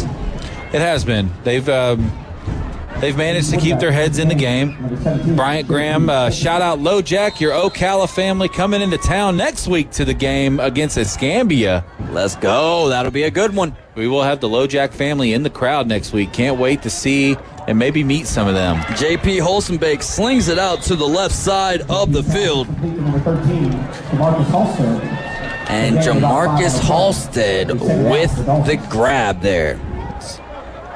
Splitting the chains. Picking up 4, making it 2nd and 6. Ball on the far side of the field. Mosley has the ball at the 38-yard line. Needs to get it to the 44-yard line for a first down. 2:20 remains in this game. JP Holstenbeek is looking to his... Oh, he's going to throw it up and out of bounds. And a great grab there by, I think that's 56, so we'll call that C.J. Daly with the grab, but still an incomplete pass. Yeah, on the sideline fighting Joseph Chima over the incompletion. Caught it with the helmet, I think. Underneath 2 minutes here, third down. The Dolphins are still slinging the rock. 36-7 as the drone flies high.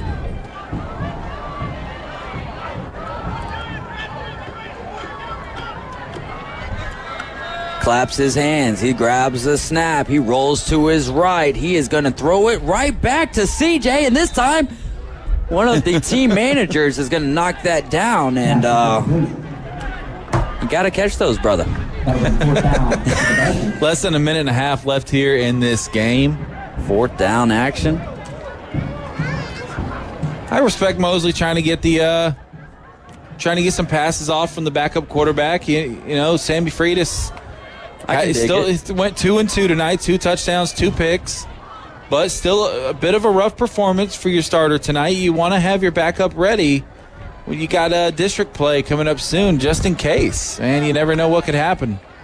And he's going to drop back the pass here, and it's going to get batted down, almost intercepted at the line. And Navarre's going to have less than a minute here to double their total of the 2024 football season to this point. They've scored their first points of the season. Now, they are only 0-2 to this point. They've only played 2 games. This is their 3rd game of the season, and Mosley looking to go. They're about 30 seconds away from going 4-0 on this 2024 season. I I've really liked what I've seen from Mosley's defense this season, Dave, for the most part. They've showed some bend, don't break tendencies in some cases, and then they've shown just no bend at all in most cases. As the clock winds down. The Bills just took a 31-10 lead on a pick six thrown by Tua. Attaboy, Tua. I did not make my pick tonight for that game in our pick'em, and it wouldn't have mattered because I would have picked the Dolphins, as Navarre is going to take the rock as the clock expires, and that'll be a first down. Navarre ran the ball absolutely well tonight, but a little too late. Yeah. And the Dolphins are going to win this game. Your final here from Tommy Oliver Stadium is Mosley 36, Navarre 7. We're going to take a quick timeout. We're going to discuss the Slim Chickens, official food sponsor, official chicken of Mosley football. We're going to get to the player of the game action when we return. Don't go anywhere. We'll be right back. PCB Hobby, the beach's premier hobby store for sports cards, comics, coins, and trading card games. PCB Hobby carries the largest selection of boxes and packs from the latest releases of brands like Topps, Panini, Leaf, and more. Looking for a specific player or team? PCB Hobby has a wide assortment of raw and graded cards. They carry parallel rookie, game used, and autographed cards in both modern and vintage. Have a collection you want to sell? We buy, sell, and trade. PCB Hobby on Back Beach Road, just east of Florida Linen. Call 850-320-8388. All right, want to thank all of our sponsors, starting with Panama City Toyota, where relationships are born, orthopedic specialists who help you get back in the game, and by our second quarter sponsor, Chapman Wealth Management. Go see Jay Chapman at 2557 Hunt Cliff Lane. And, of course, Bill Kramer, GM, Kramer Marine and Outdoor, Portland Lumberyard, Metro Power, Beach House Sales and Development, Reliant South, Brock Pest Control, and Steverson Air Conditioning. And can't forget about the official food sponsors of Mosley Football, Sonny's Barbecue, Beef O'Brady's Lynn Haven, Whitehead Plumbing, Jersey Mike's Subs, and the official chicken of Mosley Football, Slim Chickens, who brings you the Slim Chickens player of the game. Kyle Wright, who are we going with? We got to go LaKavion Jackson today, man. The big strip sack, 2 rushing touchdowns on the ground. It kind of felt like a no-brainer today. The MVP of tonight's game, LaKavion Jackson. So congratulations to that young man, and I know he's probably more excited looking to next week as his family will be able to come watch him play, I believe, for the first time in a Mosley Dolphins uniform. That's awesome. His Making Ocala the trip family from Ocala. So LoJack is the official Slim Chickens player of the game. Official chicken sponsor player of the game. Yes, sir. Well, Kyle, fun broadcast. Next week, we're going to get back to a more Friday night feel, right? I like Friday night lights, man. The Thursdays are great. Obviously, anytime that we have the opportunity to be up here in the booth is incredible. But something about Friday night lights is just so much more fun. Can't wait. Well, thank you guys for listening to us this evening, and more importantly, for showing your appreciation to Mosley Dolphins. And by that, you can go to their Mosley Dolphins football page and like and subscribe that. You can also go follow ESPN Northwest Florida on Facebook. Y'all have a great evening. Be safe out there, and we will see you next week. Friday, pregame starts with Coach Brian Haddad and Andy Siegel at 6 o'clock, and we will get to the kick around 7 p.m. Y'all have a great evening. Again, be safe. For Kyle Wright, I'm David Hayes. This is ESPN Northwest Florida. You've been listening to the Mosley Dolphins football broadcast. The next evolution in sports talk radio. We're back! We're back! On 104.3 ESPN Northwest Florida. The Afternoon Underdogs. The only live afternoon show in Panama City where you can win fantastic prizes from amazing local businesses every day. That's right! 4 to 6 weekdays. The Afternoon Underdogs. It's mayhem! ESPN Northwest Florida. Ellis Agency Insurance has been serving Panama City and Bay County for years. They offer a full line of affordable insurance coverage of all types. Many people are attracted to Ellis Agency Insurance because of their friendly, knowledgeable staff. Call independent agent Johnny Ellis for a true comparison of your personal or business insurance. Ellis Agency Insurance at the Old Cullen Insurance location, 1134 Harrison Avenue, across from Dandy Donuts and Deli. Call 763-1627. PCB Hobby, the beach's premier hobby store for sports cards, comics, coins, and trading card games. PCB Hobby carries the largest selection of boxes and packs from the latest releases of brands like Topps, Panini, Leaf, and more. Looking for a specific player or team? PCB Hobby has a wide assortment of raw and graded cards. They carry parallel rookie, game used, and autographed cards in both modern and vintage. Have a collection you want to sell? We buy, sell, and trade. PCB Hobby on Back Beach Road, just east of Florida Linen. Call 850-32